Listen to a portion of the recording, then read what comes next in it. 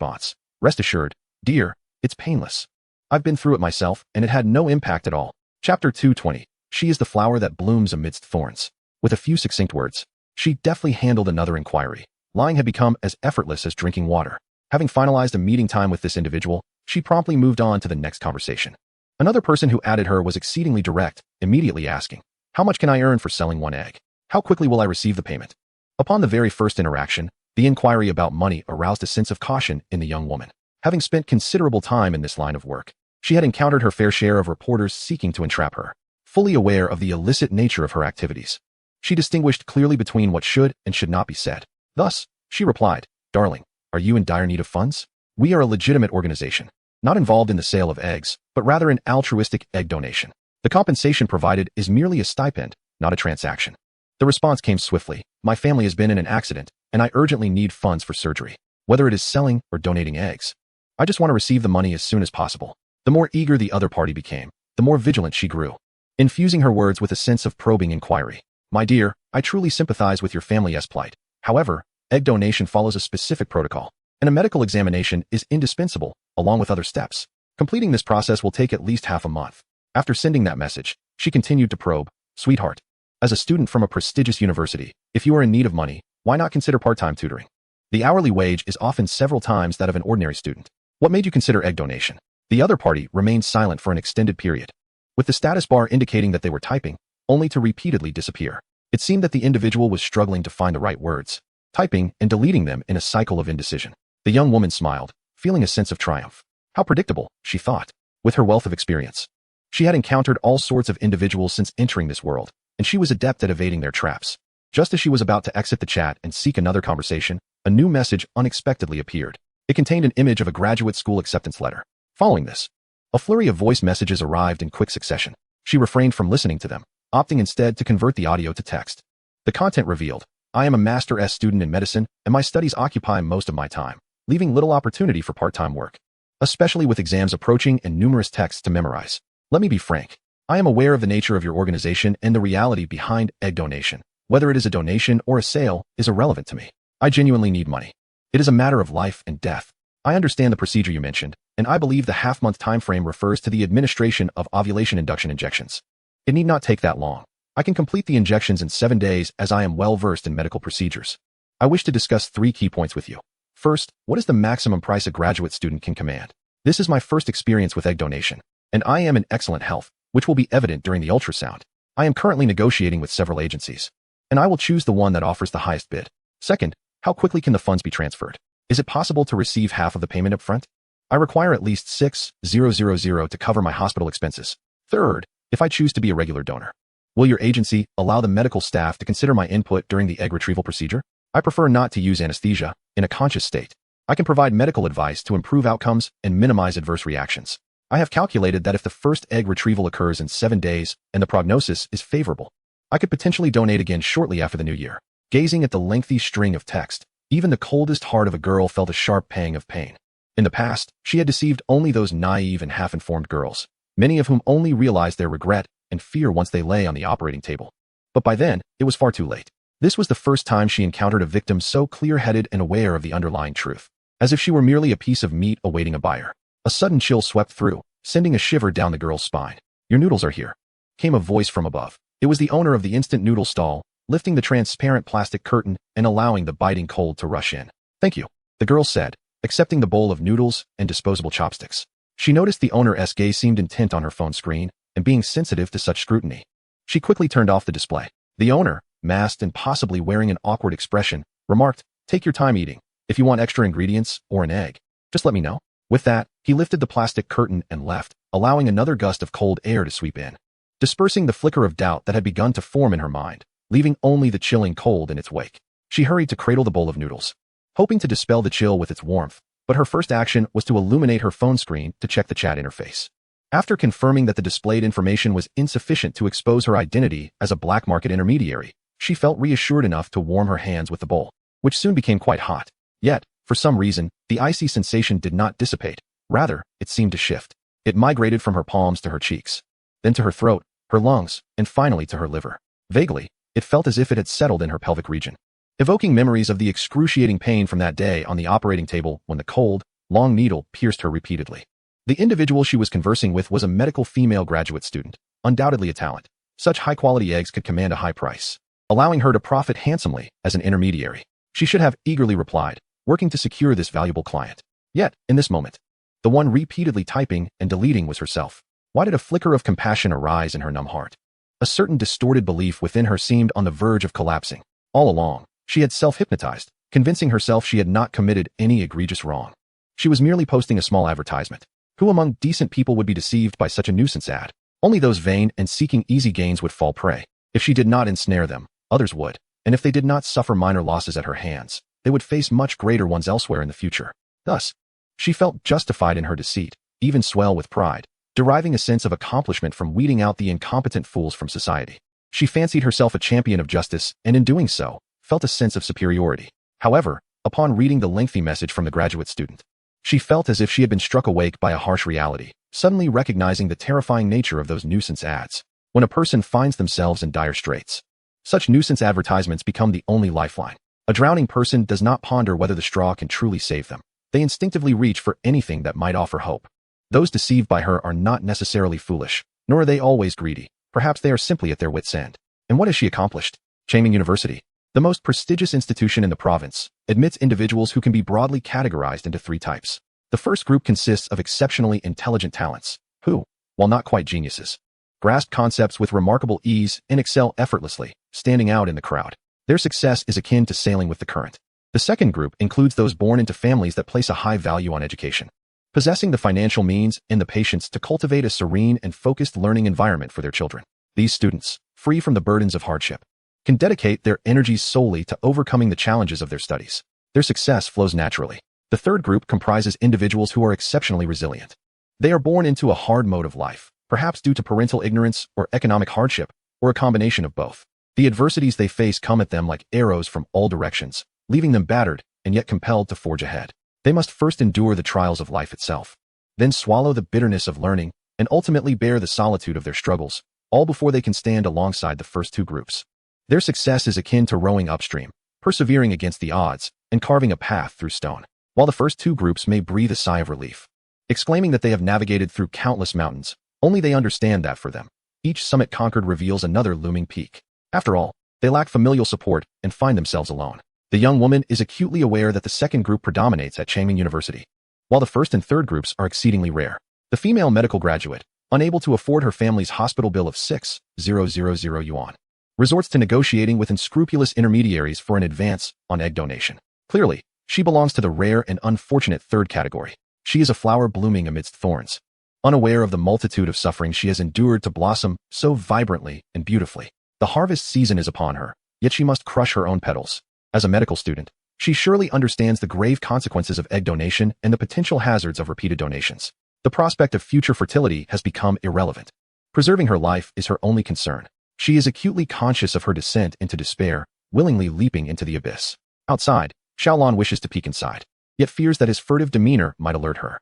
He has concealed a spicy pepper beneath the vegetables, uncertain whether she will even tolerate the heat. If she picks it out, it could spell trouble. The young woman proves to be far more vigilant than he anticipated. Even as he attempts to steal a glance at her phone, she senses his scrutiny before he can decipher anything. Thus, Xiaolon resorts to a more cautious strategy. He first incorporates the spicy pepper into the food, accompanied by his covert filming techniques, leaving a trace. If she consumes the pepper and realizes her error, she may even choose to turn herself in at the police station. Should she decline to do so, at least he will have captured her likeness, enabling his colleagues to conduct further investigations and gather evidence. Although the act of filming may seem somewhat sordid, Xiaolon discreetly extends his phone's camera through the plastic curtain, capturing snapshots of the young woman's profile. The process was fraught with trepidation, a palpable fear of my trembling hands blurring the carefully captured angles I had worked so hard to attain. An even greater dread loomed that a righteous figure might suddenly emerge, swiftly subduing him with a forceful grip. If he were mistaken for a rogue and whisked away to the police station, that would indeed be an amusing turn of events. Just as I was engrossed in my task, a fleeting glimpse of the shadowy intermediary startled me, causing my phone to slip from my grasp. Fortunately, I reacted swiftly, catching it midair. Such a conspicuous motion made it impossible to remain undetected. I had braced myself for the storm ahead, yet to my astonishment, the girl seemed utterly oblivious to my presence, as she burst through the plastic curtain in a frantic rush. In that moment, one might easily believe she was fleeing for her life. She ran with such speed that she vanished from sight in an instant. Had she been a moment slower, my instincts would have compelled me to pursue her. After all, when the police chase, it is often driven by the question, if you are not guilty, why do you run? Luckily, I refrained from chasing her, or my undercover identity would have been compromised. My phone had already captured a clear profile of her face. In this age of big data, a mere photograph can lead the authorities to anyone. Run, if you must. The monk may flee, but the temple remains. It would be wise for you to surrender voluntarily, lest trouble finds you at your door. I set my phone down and entered the cafeteria, intending to assist with the cleanup, as she was my customer. However, upon reaching for the dishes, I abruptly halted. The instant noodle container remained unopened, and even the packaging of the disposable chopsticks was only half peeled. She had not taken a single bite. After a moment of shock, I could only shake my head in resignation. Dear girl, you squandered your chance. Surrendering could have led to leniency. What a pity. The noodles themselves held little value, but the precious spicy pepper inside, earned through diligent points, stirred my heart with sorrow. Ah well, if you do not partake, I shall. I have no conscience to burden, and I fear not the repercussions of the spicy pepper at midnight. It typically manifests later, and if anything were to transpire, it would occur only after I return home. Lifting the bowl of noodles, I discarded the chopstick wrapper and proudly ventured outside to indulge. In the distance, the shadowy intermediary did not head toward the school gate, but instead dashed madly toward the teaching building, rushing into the women's restroom. She resolved to inspect each stall, determined to erase every trace of the egg donation advertisements, whether penned by her own hand or that of her peers. Let them think her mad. She was done. She could no longer partake in such a morally bankrupt enterprise. Earning ill-gotten gains is truly a heartless endeavor, devoid of any justifications. Everyone encounters moments of misfortune, and thrusting a dagger disguised as a lifeline into another's hands is akin to murder. She needed to act swiftly, to eradicate these sinful inscriptions before her fervor waned, allowing her selfishness to suffocate her conscience, rendering her numb once more. Yet, when she finally set about the task of scrubbing, she discovered that the marks would not budge.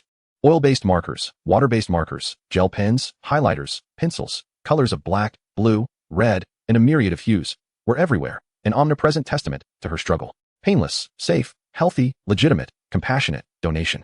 Swift, compensated, generous rewards. The tangled, convoluted words concealed two chilling characters: cannibalism. She repeatedly wiped with her portable disinfectant and makeup-removing wipes, ultimately managing to erase only a fraction of the color, leaving distinct imprints on the door panel. Even more alarming, after tearing off the advertisement-laden sticker, another handwritten ad lay exposed beneath. How could this be? Previously, she had considered spending an entire morning leaving advertisements in the women's restroom of a whole teaching building to be a laborious undertaking. Now she realized that, compared to the cleanup, writing them was astonishingly effortless. Chapter 221. The long and shining road ahead. Uncertain of how long she had been scrubbing, she had only managed to clean 4 stalls, and her makeup wipes were nearly exhausted. By tomorrow, perhaps not even waiting until then, this freshly cleaned spot would once again be defaced by new advertisements. In the past, she had cherished the pristine door panels, for it was on these that advertisements were most conspicuous and effective. A wave of helplessness washed over her. What was she truly doing? This effort was utterly futile. So many were engaged in the dark intermediary trade. She was merely one among them. If blame were to be cast, it could hardly fall on her. As this thought took root, her shoulders suddenly felt heavy, as if burdened by an unseen weight. She shuffled forward to the next stall. The door, though unlocked, resisted her push 3 times before finally yielding, as if it bore an immense weight. Closing the door, she mechanically retrieved a wipe and glanced up at the back of the door. Suddenly, her gaze trembled. Before her was an expanse of red, a luxurious, pearlescent, creamy hue. This color exuded an air of opulence, meant to be delicately applied to the lips, carefully blotted, rather than smeared across a wall as it was now. Who would be so wasteful as to apply such a considerable amount of lipstick on the door? This must have consumed an entire tube. The visual impact was staggering. Reminiscent of a supernatural occurrence or a mischievous prank, the vibrant red strikingly eerie. As she drew closer, a subtle, elegant fragrance wafted toward her, revealing faint red letters beneath the crimson layer: compassionate egg donation. The girl froze momentarily, then comprehension dawned upon her. In the trash bin lay a discarded lipstick tube. The packaging indicated it was from a high-end brand, retailing for $200. She had lured girls into selling their eggs to afford luxury lipsticks. Yet someone had used a designer lipstick to obscure her advertisement, preventing others from falling victim. The duality of human nature, its greatness and baseness, was glaringly apparent. This sudden burst of red transformed from something terrifying to something fervent, ablaze with intensity. In a daze, the red morphed into a sea of flames, searing her eyes, scorching her very soul. Meanwhile, at the entrance of the cafeteria, Xiaolon selected the clearest photograph from the optimal angle and sent it to the police at the university branch. She wrote, "I inadvertently came across this girl's chat page and suspect she is involved in the illegal egg-selling industry. To prevent more victims from arising, please investigate her promptly." A response came swiftly, acknowledging receipt. Moments later, the other party suddenly sent a frontal photograph. Take a look, is this her? The efficiency of this operation left Xiaolon utterly astonished. Could this truly be the pace of the provincial capital? It was her. Indeed, so swiftly had the data been matched. After a brief silence, the other party sent another photograph, this time a full-body shot against the backdrop of the Public Security Bureau. No, I haven't even begun my search, and she has already surrendered herself. Xiaolon paused for a moment. Casting a glance at the empty instant noodle box in the trash, puzzled. Did she actually eat? No, the box wasn't even opened. How could she have? Even if she had, it wouldn't have manifested so quickly. Truly strange. The young woman explained that her self-surrender was motivated by a desire for the police to assist in locating a female medical graduate. This graduate's family had been involved in a car accident and was in urgent need of funds, claiming to have contacted several unscrupulous intermediaries for egg donation. She feared that the graduate might be persuaded by other dubious agents if they could not reach an agreement, and sought the police's help to find her and dissuade her from selling her eggs. Upon reading her colleague's explanation, Xiaolon was finally convinced that the other party had experienced a moral awakening. This was indeed the first instance he encountered of a perpetrator realizing their mistakes without the aid of any tools. The unscrupulous intermediary had not benefited from the reform of his little hot pepper, thus the entire affair bore no relation to Xiaolon, and the credit for the self-surrender could not be attributed to him, resulting in no system reward. However, Xiaolon found greater joy in the absence of reward than he would have in receiving one. The remorse brought about by tools could not compare to genuine contrition. Once you locate that graduate, you will notify the school for verification, will you not? After verifying the situation, could you please inform me? Xiaolon inquired. The police officer on the other side assumed he was merely concerned about the progress of the case, given that he was the one who had initially discovered it, and promptly replied, certainly, we will keep you updated on any developments. Based on the graduate's admission notice and additional corroborative evidence found in the chat records, the police personally contacted the school, which garnered significant attention, making the task of locating a student a matter of mere moments. To their astonishment, the investigation revealed the truth. The medical graduate was an exemplary student, consistently earning scholarships in such a competitive environment. Due to an unexpected family crisis, she had borrowed money from all her relatives and friends in a short span, exhausting all possible sources, and had even attempted crowdfunding on various platforms. However, those platforms had seen too many instances of individuals who were not in need soliciting funds, thereby depleting the trust and compassion of netizens. Consequently, this genuine case of need garnered little attention. Seeking assistance on social media was fraught with peril, as scammers were prevalent, each weaving tales more compelling than her own. Some claimed to be persecuted veterans, while others presented themselves as single mothers with children on rooftops. In comparison, her identity as a medical graduate lacked any sensational appeal. Fortunately, her efforts to borrow and raise funds had managed to rescue her from dire straits, but whether she could truly escape disaster remained uncertain, as she needed to continue her hospitalization, which meant further financial burdens. The young graduate had not considered borrowing from online lenders, knowing well that such loans accumulate interest exponentially, growing ever larger like a snowball. Furthermore, the medical field is notoriously one where age enhances desirability, implying that for the next 5 years, she would be virtually unable to earn any income, leaving her incapable of filling the abyss of online debt. She had no time to seek part-time employment. The examinations for medical students are notoriously arduous, and success cannot be achieved through last-minute cramming. Not a single subject could be neglected, lest she risk losing her scholarship and opportunities for accolades, thus disrupting all her future plans. Should she fail too many courses, graduation itself could become a distant dream, rendering all her past efforts futile. People often assert that life is replete with choices. However, that is not the case. It is the affluent who possess a multitude of options, while the impoverished are left wanting. As a student emerging from the mountains, she had never truly escaped her origins.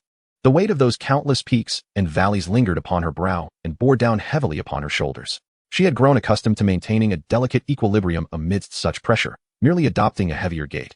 As long as she walked longer than others, she managed to keep pace. Yet, in an instant, the ground beneath her crumbled. In the fleeting moment before being entirely buried by the debris, she glimpsed an advertisement for egg donation in the restroom, which felt like a lifeline grasped in desperation. Her knowledge could not swiftly translate into wealth, and her looks were insufficient to barter for substantial monetary gain. What else could she sell? The prestige of her esteemed university, her genetic heritage, her health. A single extraction of 30 to 40 eggs could potentially allow her to sell them approximately 10 times. The medical knowledge she acquired could ensure her survival, and she could even perform the procedure on herself. It was rumored that some unscrupulous institutions employed doctors with backgrounds in cleaning services, who underwent just weeks of training before stepping into the operating room. She reasoned that it would be wiser to wield the scalpel herself. Having studied medicine for over 6 years, having already resigned herself to being a bargaining chip, she was blindsided when the transaction fell through, and the situation was exposed. The school administration summoned her to the office, and before uttering a word, the female administrator displayed a mixture of regret and pity. In that moment, She realized that this woman was already aware of everything. Perhaps even more people knew. Surely, the school authorities were informed. Otherwise, they would not have arranged for a female leader to discuss such a delicate topic. A wave of embarrassment, shame, and utter humiliation engulfed her, accompanied by a surge of self-destructive thoughts. What other options did she have? With a sudden financial void, something had to be done to fill it. The school had already extended its assistance by organizing a fundraising campaign, which was indeed a noble gesture, yet the funds remained insufficient. She could not keep asking for donations, depleting the goodwill of others indefinitely. Prepared for a reprimand from the administrator, she was instead offered a cup of hot tea. And the conversation swiftly turned to the matter at hand. A police officer, during an investigation, had become aware of her family's circumstances and had decided to lend his support. He was willing to cover all medical expenses related to her family's hospitalization and subsequent care. And he would also provide financial assistance for her education until her second year of employment. Henceforth, she need not worry about financial burdens. Egg donation is illegal. But considering she had only entertained the thought without taking action, the authorities would not pursue the matter, and the school would not make it public. They merely wished to ensure that she had relinquished such notions. In the future, all you need to do is dedicate yourself to your studies, so that you may give back to society and use your knowledge to assist others. This is the expectation of the police officers and all of our esteemed teachers.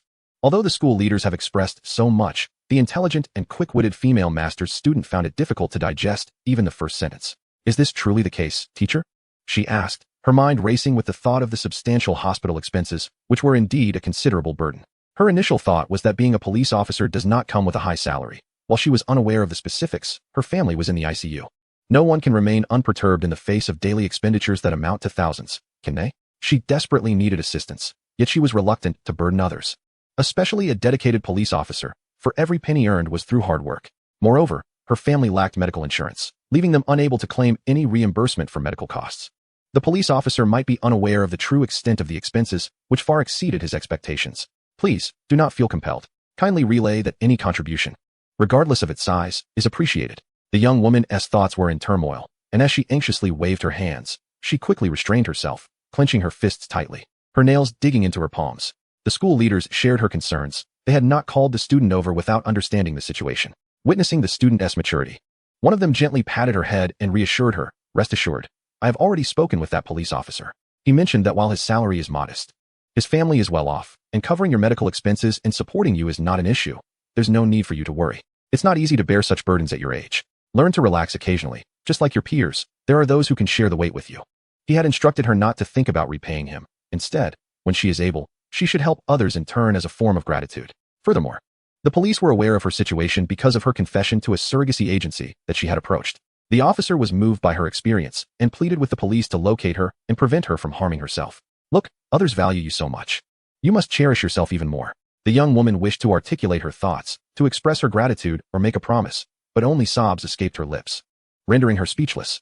When Xiaolan received the bank account number provided by the school and verified the student's information, he swiftly transferred 200,000 yuan, noting, take care of the medical expenses first. If it's insufficient, bring the bill to me for reimbursement. The kind-hearted officer willing to cover the medical costs and support her tuition and living expenses was indeed him. Among the police officers in the city and even the nation, few could match Xiaolan's financial standing without debt. He chose to make his donation anonymously, not only due to his naturally low-key demeanor and lack of desire for recognition, but also to avoid flaunting his wealth and testing the greed of humanity. Xiaolan could only assist the young woman temporarily. He had alleviated her immediate worries, and as for the road ahead, it was long and bright. She must navigate it on her own. Chapter 222. The E-Person in the Stillness of Night.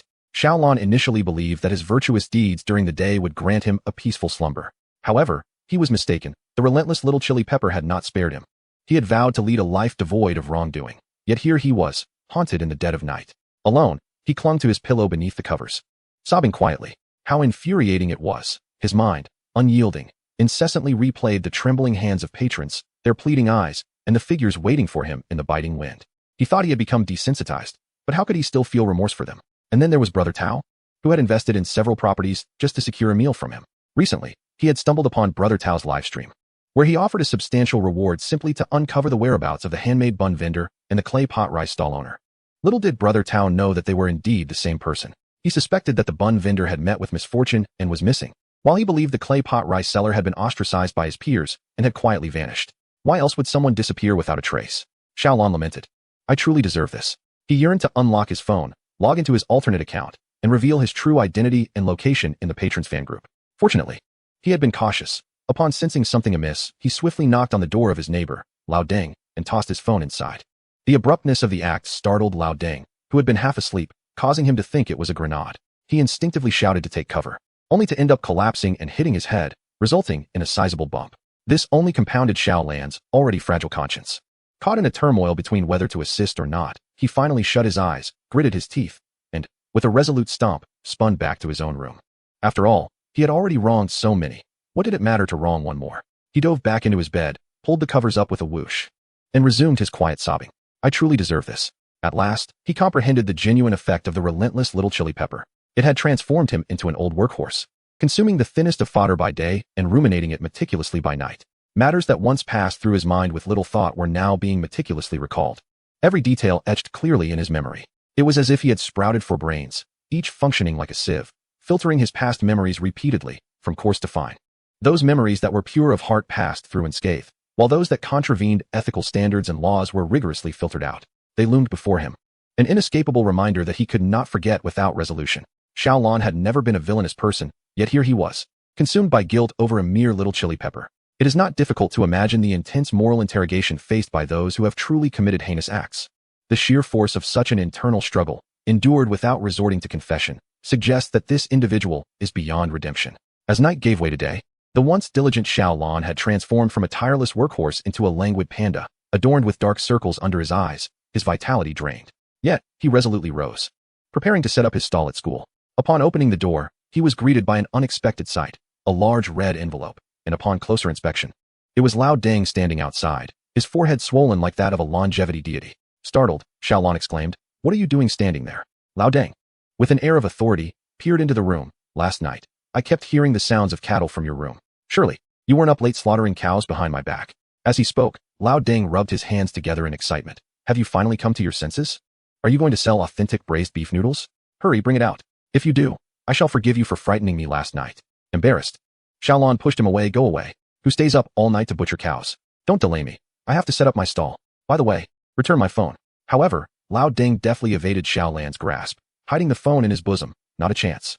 I didn't come all this way just to eat instant noodles every day. You must whip up some real braised beef noodles for me. Enough of this. I have no time to prepare braised beef. Others have shifts, but I am alone, working from dawn till dusk." The old man's eyes sparkled as if struck by a brilliant idea. "How about this? Since there are fewer customers in the morning, I will help you set up the stall while you catch up on sleep. After you wake, you can prepare the braised beef and deliver it to me by noon." Though absurd, this proposition bore a semblance of practicality. Their accommodation was not a hotel, but rather a homestay apartment with a kitchen suitable for cooking. It seemed that Lao Deng had intended this all along. Regardless of Xiao Lan's feelings, the old man found this suggestion to be exceptional. "Look at me, an old man who naturally rises early, and you, a young man, should be seizing the opportunity for rest. Just look at those dark circles. Allow me to cover your morning shift, and you can revel in your slumber." Surprisingly, Xiao Lan felt tempted by this arrangement. His only concern was, "I've already established a reputation, and many regulars frequent in the morning. Can you handle the cooking? Who do you think you're looking down on?" Lao Deng retorted, his eyes widening. "You think I can't even boil instant noodles? Do you take me for a senile old man? I've been eating instant noodles for almost a week. Do you think I don't know how to prepare them?" Indeed, Lao Deng had learned the art of instant noodle preparation from Xiao Lan, and he had become quite proficient. Even if his skills were lacking, he would hardly fail. "All right, you may proceed, but remember to wear your glasses and mask and refrain from chatting unnecessarily. Just focus on your tasks. Contact me if anything arises." "Very well." With their agreement reached, Xiao Lan retrieved his phone, set an alarm beside his pillow, and indulged in a refreshing nap. The efficacy of the little chili pepper's transformation has long since faded, and the tender heart has once again hardened into stone, granting him a peaceful slumber. Thoughts of Brother Tao have vanished without a trace of guilt, leaving only the desire to bid farewell and never to meet again. While Xiao Lan drifts into the realm of dreams, old Deng embarks on his journey of setting up a stall. With a hat donned, a mask obscuring his face, and gloves pulled tight, he bears a striking resemblance to Xiao Lan, perhaps 6 or 7 parts alike. A flurry of customers arrives, none detecting the change in the stall owner. The early risers, hurrying to their classes, are pressed for time and likely lack the inclination to scrutinize. Those who arrive later, however, are more leisurely, with ample time to engage the stall owner in conversation. "Boss, I've heard you possess the remarkable skill of cracking 3 eggs with one hand. Could you demonstrate it? If you can, I'll order 3 eggs. Old Deng, however, is hardly adept at such a feat. Cracking even 1 egg with one hand proves a challenge, so he must feign an excuse. "It's too cold. My hands are frozen. I can't do it." "Oh, I see. In light of your hard work, I must support your business by ordering 3 eggs anyway. Thus, regardless of whether a performance is forthcoming, the desire for 3 eggs remains. Indeed, at Xiaolan's stall, the prices are modest. Boiled eggs in the cafeteria are sold at 5 yuan each, while tea eggs fetch 2 yuan. Here, it's merely 1 yuan, a fair price. Nowadays, even patrons coming for instant noodles often add an egg or a side dish. Perhaps due to the solid foundation laid by Xiaolan in previous days, customers flock to purchase instant noodles, causing old Deng to sweat profusely. Some students, intending to buy after their late classes, are deterred by the long queue and reluctantly abandon their plans. As the crowd swells, a few students begin to sense something amiss. Typically, the stall owner handles the throngs with ease, yet today his speed appears notably sluggish. Even cracking an egg requires both hands. And the poached eggs are not as flawlessly executed as before. However, this is of little consequence, as university students are among the most forgiving groups. Who hasn't experienced an off day? The slower pace draws an even larger crowd, and the bustling atmosphere attracts onlookers, resulting in an exceptionally profitable day for the stall. Yet, old Deng, having cracked too many eggs with his unrefined technique, finds his hands increasingly smeared with egg liquid, necessitating the removal of a disposable kitchen glove to don a fresh pair. This marks the first occasion he has removed his black food gloves in front of an audience, revealing his wrinkled hands, which clearly reflect his advanced years.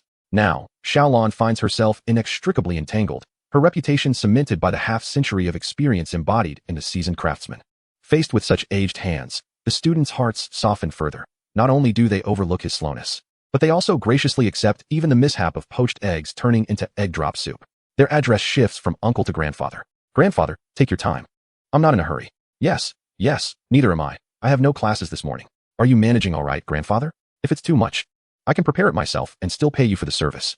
This lively scene is observed through envious eyes that burn with jealousy, igniting a bitterness within. In an unnoticed corner, someone has mimicked this success, setting up their own instant noodle stall, which has been in operation for 3 days.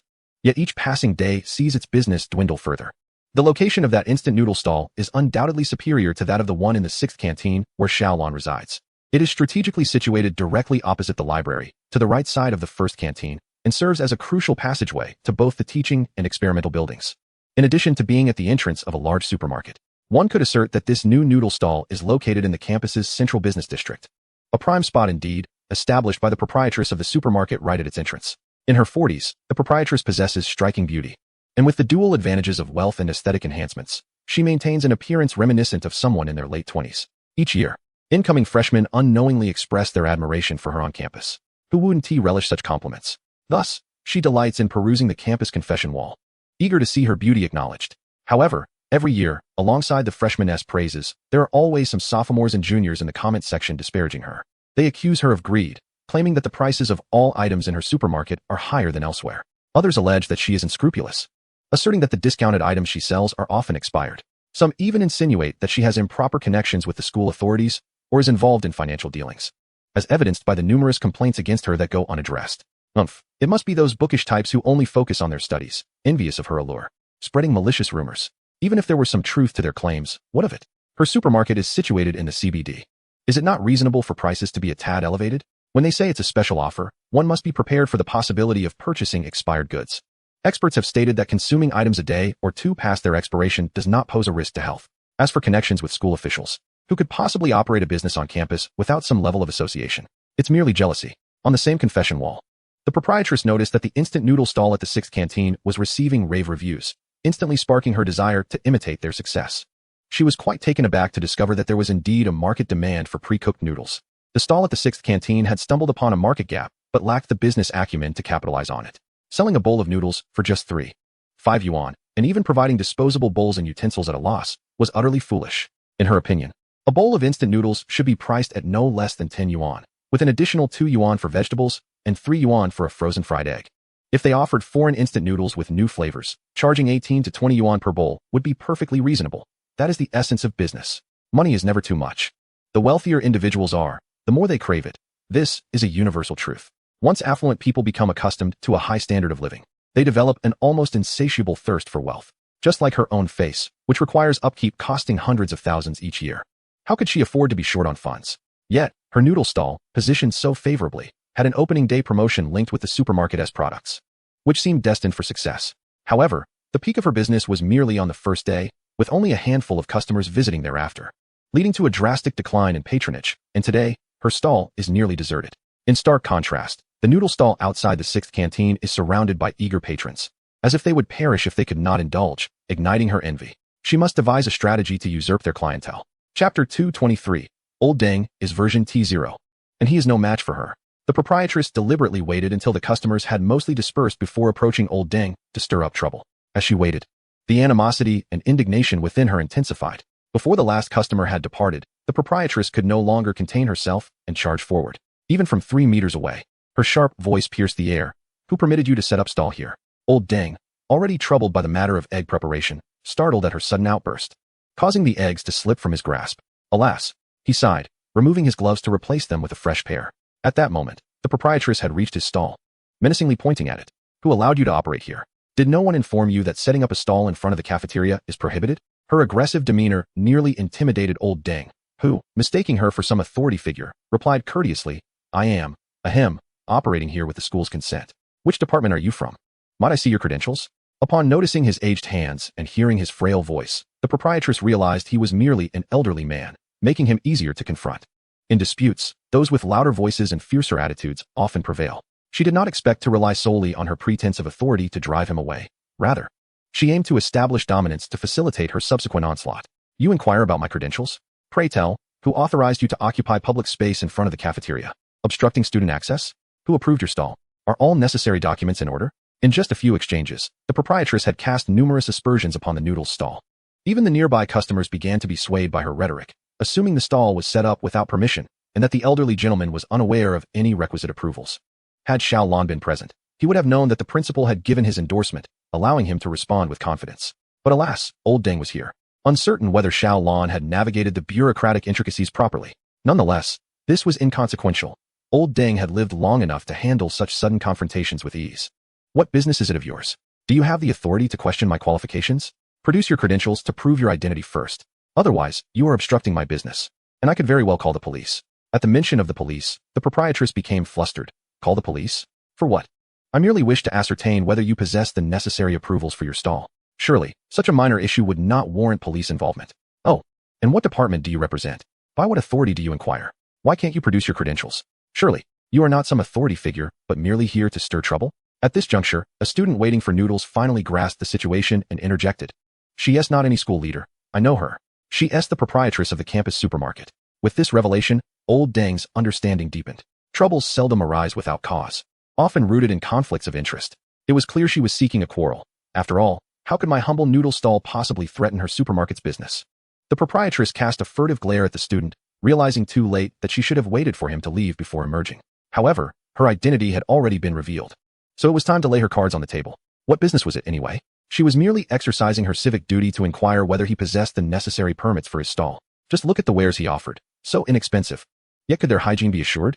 Surely, the instant noodles weren't expired? What if a student fell ill from consuming them? With such low costs, there must be significant issues at play. At the entrance of my supermarket, I also set up a noodle stall, utilizing the finest equipment and sourcing only the best organic vegetables, ensuring absolute safety and cleanliness. Although my bowl of noodles is slightly pricier than his, it is a responsible investment in the health of the students.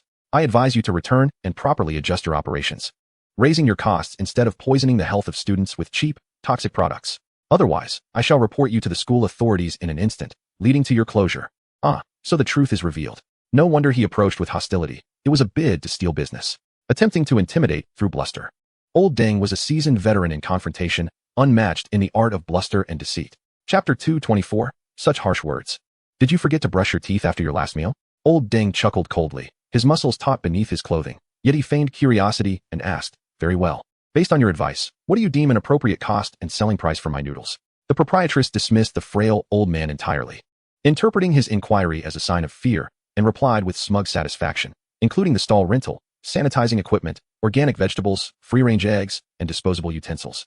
The cost of your instant noodles must be raised to at least 8 yuan, with a selling price of 10 yuan to be considered reasonable. Wouldn't you agree? The old man remained unperturbed, while the students nearby were practically wide-eyed in disbelief, concerned for their wallets. One student interjected, wait a moment. 10 yuan for instant noodles is excessively expensive. For the same price, I could buy a bowl of noodles with meat in the cafeteria. Is this really instant noodles? The proprietress shot him a sidelong glance, her lips curling in disdain. What do you know, you student? I wager you've never even cooked a meal at home. Yet you presume to advise on business? Is this what your teachers have taught you? Pretending to understand? The student felt intimidated by her fierce demeanor, his naivety and limited social experience rendering him momentarily hesitant, especially since textbooks incessantly preached humility, causing him to concede even when he held the truth. No, I apologize.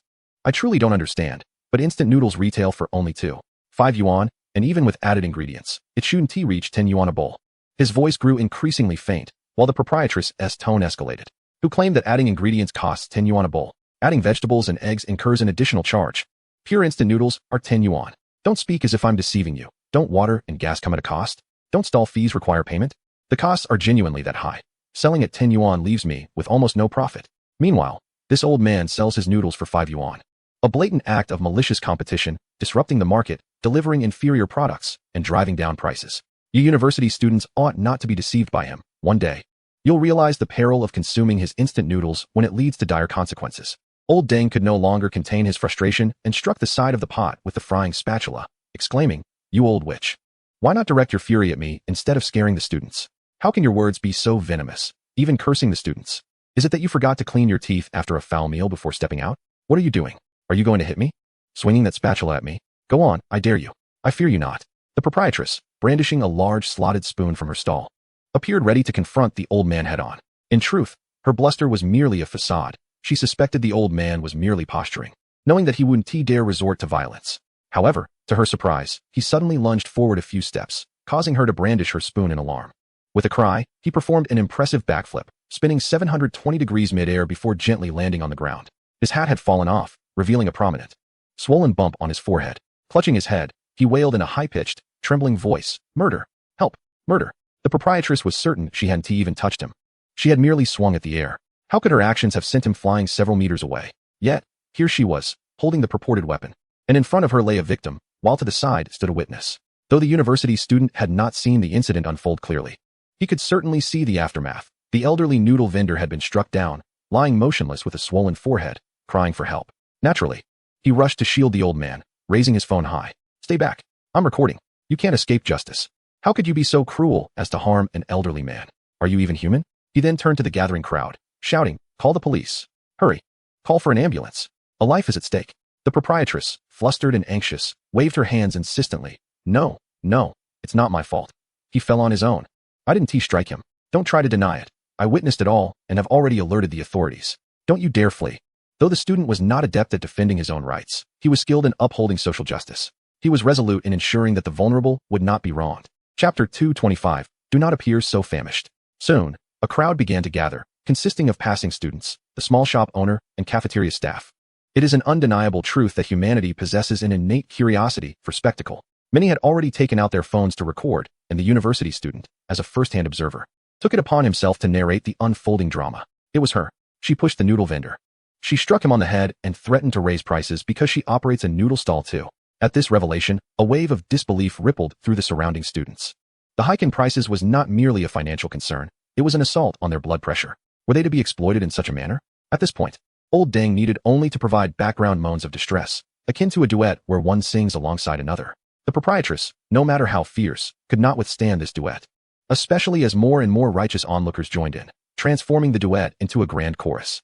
In a one-to-many scenario, the proprietress, having narrowly lost, contemplated an escape only to be encircled by enthusiastic college students.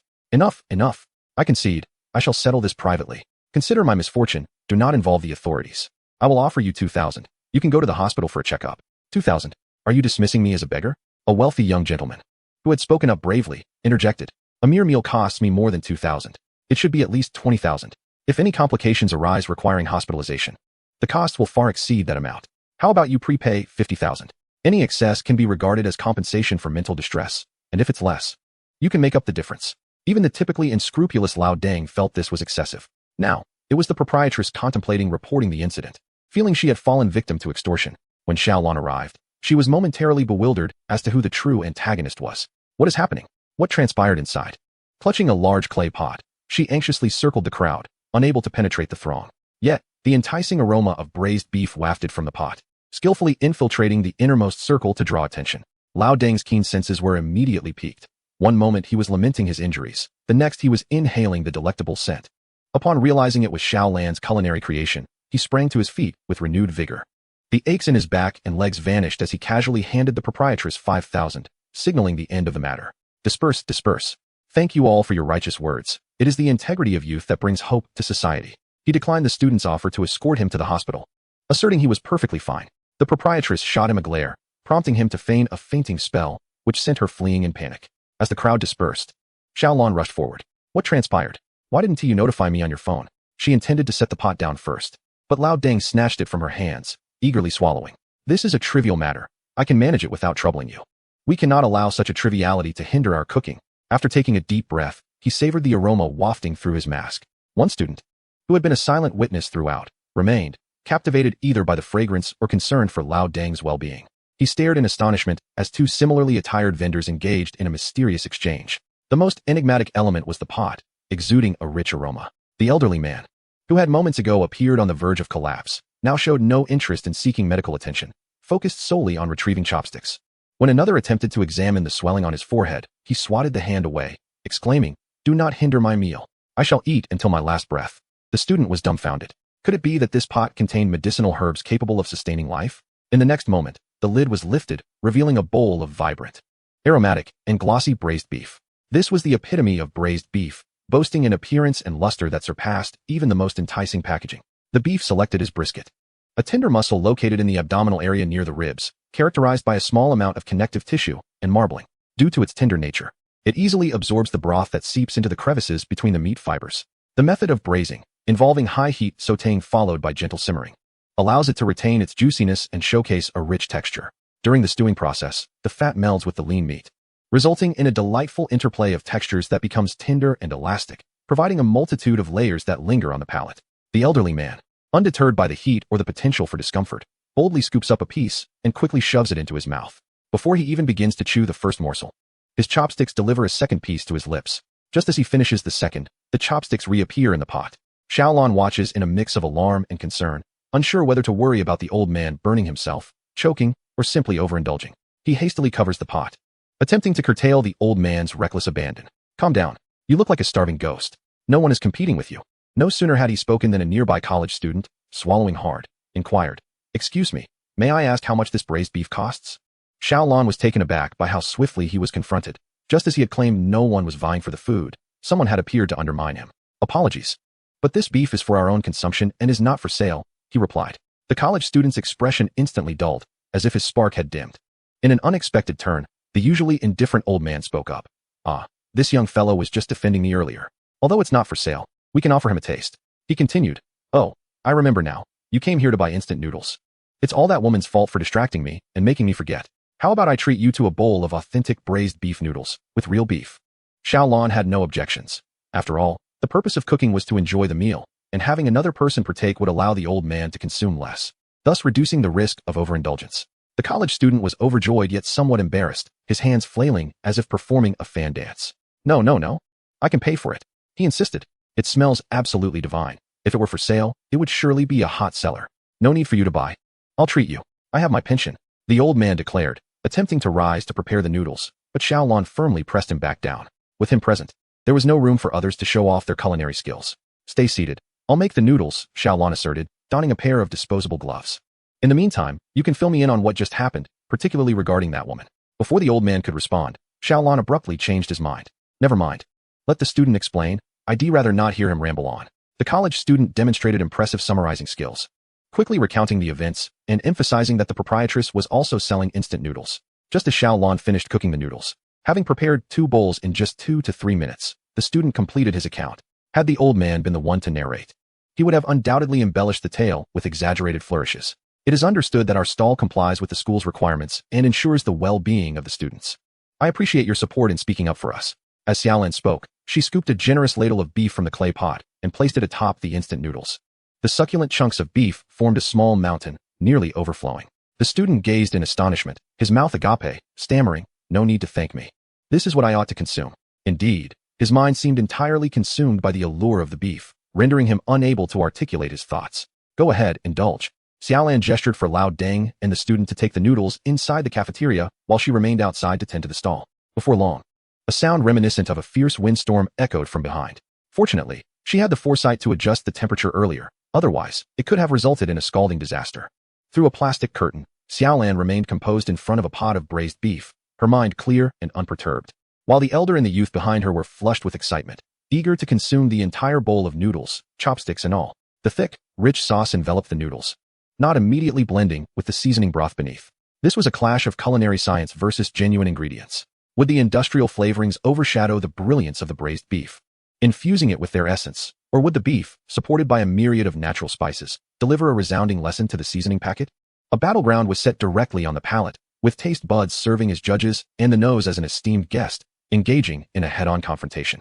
Chapter 227.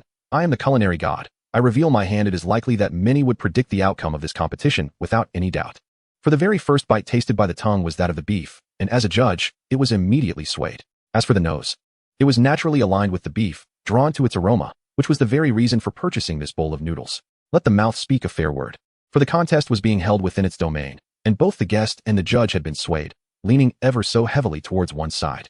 The mouth shrugged, hands open, expressing indifference to the positions of both parties. It simply desired abundance. Whether genuine ingredients or scientific flavorings, the ultimate goal was to create something delicious. All culinary philosophies, be it Chinese, Western, Japanese, or Indian, pale in comparison. In the realm of gastronomy, tastelessness is the original sin. With this insight, the truth is laid bare. In the world of cuisine, tastelessness is indeed the original sin. When a bowl of authentic braised beef noodles is thoroughly consumed, leaving not a drop of broth behind, the beef and noodles finally reach a harmonious reconciliation within the stomach, each existing within the other. The beef's sauce compensates for the noodle's superficiality, while the noodle's flavorings break through the richness of the braise. Sated diners recline contentedly in their chairs. In those fleeting seconds of blissful reverie, thoughts arise. Should one resolve the regrets of life, or take a moment to embrace this wretched world? After all these years of consuming instant noodles, it becomes clear that the true essence of instant noodles had been misapprehended. Yet, joy is but a fleeting moment, soon overshadowed by an overwhelming wave of sorrow. Why? Why must you tempt me with such delectable instant noodles? The standards for instant noodles have suddenly been elevated, leaving me to ponder how I might ever settle for the ordinary ones again. The thought of the vendor claiming this was a non-sale item brings a tear to my cheek, trickling down to my temple. Is it truly not for sale? If only the owner would consent to sell it, I would tirelessly promote your establishment, even if it meant kneeling at the dormitories of others to draw in customers. Faced with the earnest pleas of the college students, Xiao Lan could only respond with a few dry chuckles. Could he voice his concerns? He feared that an influx of enthusiastic patrons might inadvertently thrust him into the limelight.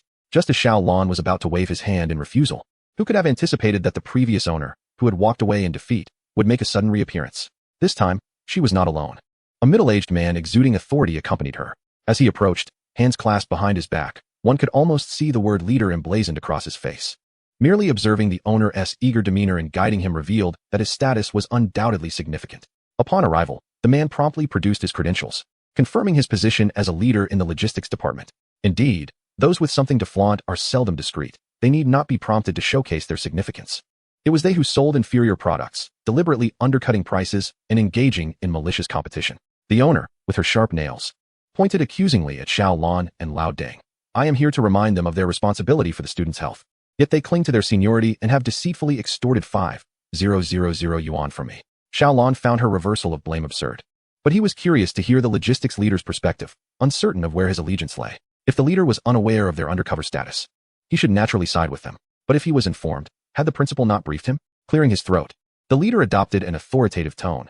I have already reviewed your documentation. You are merely missing one stamp, which means your approval is not yet finalized. Technically, the school has the right to expel you for setting up shop prematurely. Do you understand? Xiao Lan raised an eyebrow, realizing that the man was entirely oblivious to their identities. They had coordinated the stall setup directly with the principal, who had instructed his secretary to guide them through the expedited process, allowing them to board first and settle payment later. How could this logistics leader be so uninformed? Could it be that he typically neglects his responsibilities, only to act when the woman lodged her complaint, seizing upon the incomplete documentation as leverage? Seeing Xiao Lan lost in thought and silent, the logistics leader assumed he had intimidated him. The carrot and stick approach was his usual strategy. Having wielded the stick, it was time to offer a carrot of encouragement. I understand that the rent here is not inexpensive, and your early setup is an effort to recoup your investment, which is understandable. The school practices humane management. Setting up early is permissible, but your immediate price slashing disrupts market order, harms other vendors' interests, and challenges food safety standards. Therefore, you have erred. Here's what we'll do. You have 3 days to rectify the situation, optimize your supply channels, and enhance product quality. Do not pursue cost reduction blindly. Ensure the hygiene and health of your food. The pricing of the products aligns with that of established merchants. Changming Supermarket has been operating near the school for 5 or 6 years, and no one understands costs and pricing better than her. Adjusting in accordance with her strategies is undoubtedly wise. The well-fed university student, initially eager to assist, found himself taken aback by the formal rhetoric, left speechless. With the support of school authorities, the proprietress raised her chin defiantly, fully aware of her leverage. The annual rent for her large supermarket is $8 million, which, excluding the winter and summer breaks, equates to a monthly rental fee of $1 million to the school. One can only speculate how much of that profit finds its way into the pockets of the authorities. If they do not support her, will they extend their aid to these small vendors, who struggle to break even? It would be wise to comply with the price increases. Yet they insist on provoking her until she reveals her powerful connections. If they continue to annoy her, she could simply drive them away, leaving them without any business at all. Old Deng, being somewhat experienced, immediately grasped the underlying implications of the official's tone and couldn't help but laugh in disbelief. With their absurd rhetoric, they seem to forget that no one understands costs and pricing better than her. If she is so knowledgeable, why has she not been selling instant noodles at her stall for the past 5 or 6 years? Why wait until we began selling for a week before she joined in? While his words may be blunt, they certainly resonate. The official's face turned pale, pointing an accusatory finger at him. You possess no semblance of decorum. Before he could finish, Old Deng clutched his head, exclaiming in mock distress, startling both the official and the proprietress, who stepped back in unison. The official pointed towards the surveillance cameras. Do not feign ignorance. The cameras are recording. We will review the footage, and you will not deceive us. Old Deng quickly lowered his hand to clutch his heart. You are giving me palpitations. Oh dear, my heart condition is acting up. As he appeared ready to collapse dramatically, Xiaolon swiftly intervened, lifting him up and interjecting. The official was correct. The previous pricing was indeed too low, and we shall rectify it immediately. Surprisingly, Xiaolon yielded gracefully, and the official, satisfied with the outcome, hastily departed. Very well. Make the changes promptly. We will conduct inspections in the coming days, so be quick about it. Xiaolon nodded, his gaze drifting towards his phone. Just moments ago, he had received messages from several fellow vendors, all of whom were instructed by the authorities to raise their prices to match those of the supermarket. It seems the proprietress had already taken the authorities on a tour of all the school cafeterias before approaching him. Her appetite for profit is insatiable. She observes those who thrive and seeks to replicate their success, compelling others to raise their prices in tandem. Unquestionably, the logistics official serves as a support for the proprietress. Xiaolon found it tedious to argue with the official. His solitary resistance would yield little success, only more troubles. Instead, why not report to the principal with a simple phone call? It would save a great deal of hassle. However, when he called, the principal, upon hearing the name Changming Supermarket, began to dodge the issue. As the winter break approaches, it is perhaps unwise to create too much disturbance at this juncture. Allow me to gently remind the logistics department to refrain from bothering you during this period. Upon hearing this, Xiaolon understood the principal's ambiguous stance. It was an attempt to downplay the situation. After all, it pertained to the interests of the school. For the institution, a profitable merchant is a welcome entity. There is no scenario in which unscrupulous individuals operate beneath the radar while the higher-ups remain oblivious. More often than not, it is a matter of feigned ignorance. Very well. I comprehend the situation now. It appears that the avaricious proprietress and the bullying school officials will face no repercussions. Fine, very well. Since they resent Xiaolon for encroaching upon their business, she shall embrace this accusation. Initially, she wished to coexist with them as an ordinary individual. Yet what she received in return was exclusion and alienation. No longer will she feign humility. She is a culinary maestro, and the truth shall be revealed. Chapter 228. Chives grow in succession. The proprietress could scarcely fathom the formidable adversary she had unwittingly attracted. Xiaolon's ambitions extend beyond merely capturing the instant noodle market. She also seeks to encroach upon the supermarket's domain. Admittedly, the supermarket offers essential commodities that Xiaolon's establishment cannot provide. However, let us not forget that every cafeteria is equipped with a small convenience store, and online shopping has firmly taken root among the student populace. Urgent items can be procured from the convenience store, while non-urgent necessities can await delivery.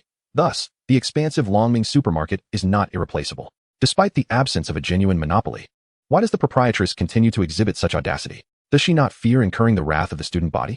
The school administration may coerce other merchants to yield to the supermarket, but they cannot compel students to patronize it. It has been said that the products in her supermarket are consistently priced significantly higher than those outside. Yet when the convenience store sells at standard prices, she still rushes over in a fit of rage, demanding they raise their prices as well. Xiaolon perused the confession wall and discovered numerous students had exposed this issue, rallying others to partake in a boycott. Yet, the Longming supermarket remains operational, untouched by the protests. Students have even taken to campus forums in frustration, questioning how the Longming supermarket continues to thrive and who the unwitting victims of this situation are. Why has the boycott proven ineffective over the years? An alumnus, long since graduated, responded with a succinct revelation. It is likely due to the cyclical nature of university life, where students graduate in waves and fresh cohorts enroll each year. Freshmen are oblivious, juniors are preoccupied with internships, and seniors are engrossed in their projects, leaving only the sophomores to raise the banner of resistance. There exists no unbreakable alliance among the student body, resulting in the boycott against the Longming supermarket always fizzling out, beginning with promise, yet lacking in resolution. If the essence of the answer lies in the students' lack of unity, then Xiaolan must inspire them to come together. The directive from above emphasizes the paramount importance of safeguarding the safety and property of the populace, which signifies that both life and assets hold great value. To apprehend the bombers and to expel unscrupulous merchants is to protect the nation's blossoming youth. However, individuals are inherently self-serving. Why should the students heed Xiaolan's call to unite against the supermarket? The supermarket offers a wider array of choices than the convenience store. Let us observe how Xiaolan exudes her charm and captivates their hearts. Culinary master, activate. Upon returning home, Xiaolan commenced her preparations for braised meat. The quantity of meat procured from the market rivaled that of half a cow, piled high and transported in an insulated container.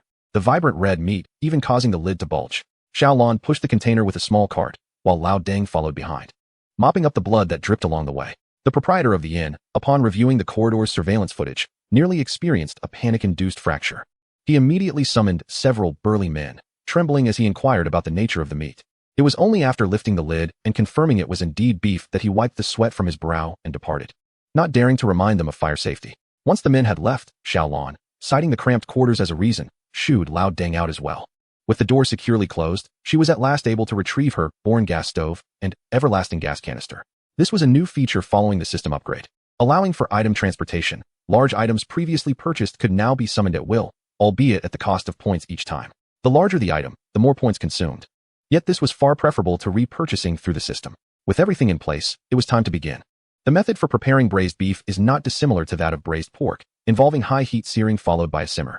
However, due to the differing characteristics of beef and pork, there are some subtle distinctions. For instance, beef does not possess the same gamey flavor as pork, allowing for a more lenient blanching process. Merely removing the blood is sufficient.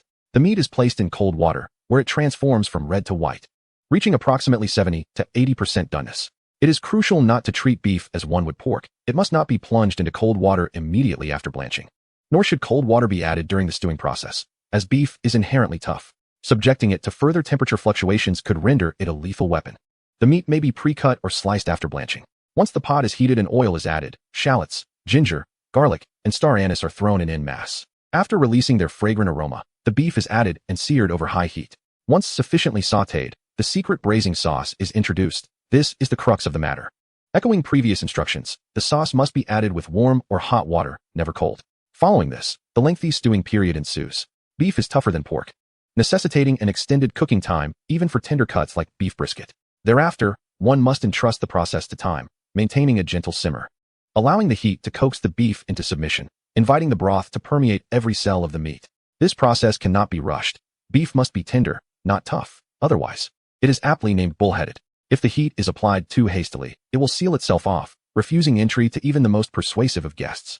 Chapter 229. The storm draws in the exhaust fan. A pot of meat simmered from dusk until dawn, during which the door was knocked upon 30 times, and 66 missed calls adorned her phone. Upon checking, it was no surprise that half were from the ever-curious Lao Deng, while the other half belonged to the innkeeper. The messages revealed the innkeeper's profound helplessness, as he sent Xiaolan numerous screenshots of complaints from the guests, lamenting their inability to sleep due to the enticing aroma wafting through the air. It soon became clear that the exhaust fan in the inn-s kitchen was installed rather poorly. Unbeknownst to many, whenever a kitchen exhaust fan is activated in a certain room, the aromas inexplicably waft through the ventilation ducts, permeating the various rooms across several floors. Previously, this issue had gone unnoticed, as the homestay, despite offering kitchen facilities, rarely saw guests cooking. Even when someone did take to the stove, it was often for a fleeting moment, the scent escaping before other occupants could identify the source of the problem, which would then dissipate.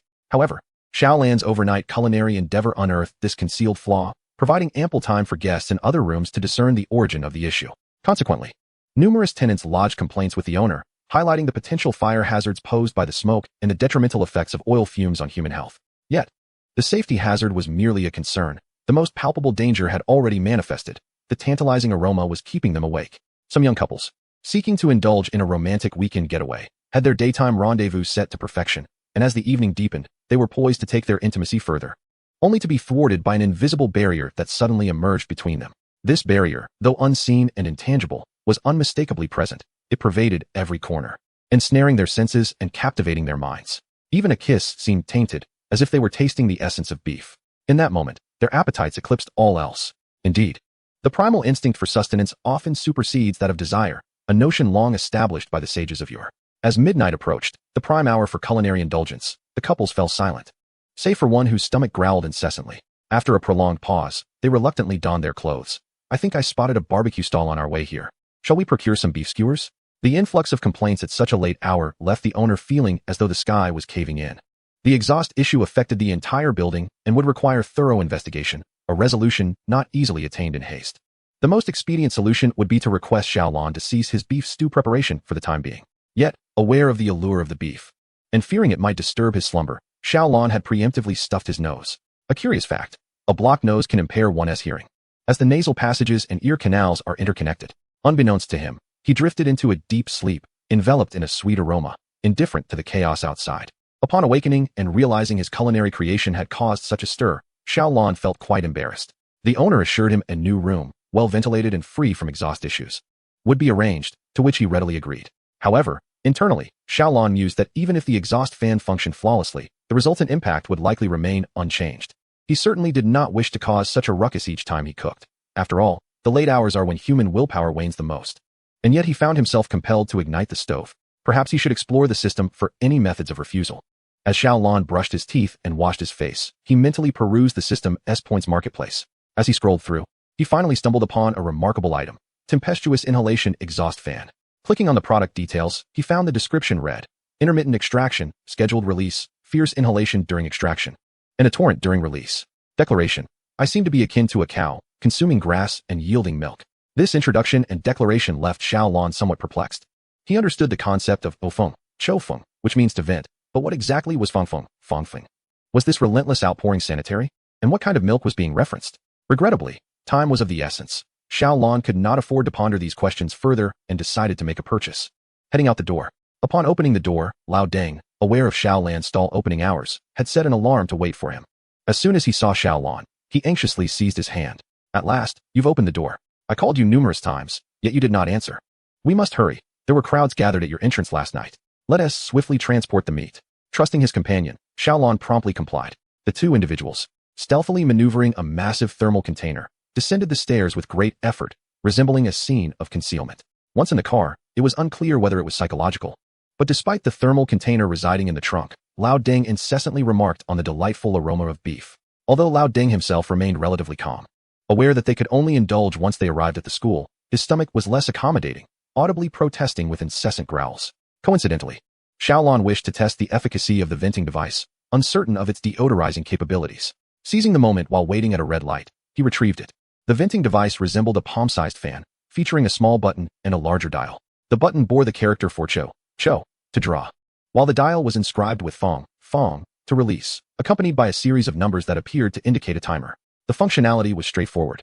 Xiaolon pressed the venting button, and instantly, the fan whirred to life. In an instant, all scents vanished from the car, the lingering aroma of braised beef, the scent of leather seats, and the fragrance of the car's air freshener dissipated completely. It felt as if they had entered a world devoid of olfactory sensations, with the ambient sounds around them seemingly muted. Why does it feel like I can't smell anything? Lao Deng, seated in the back, appeared bewildered. The fan's blades whirred so quietly that he failed to notice Xiaolon had placed a small device at the front. Xiaolon remained silent, secretly delighted.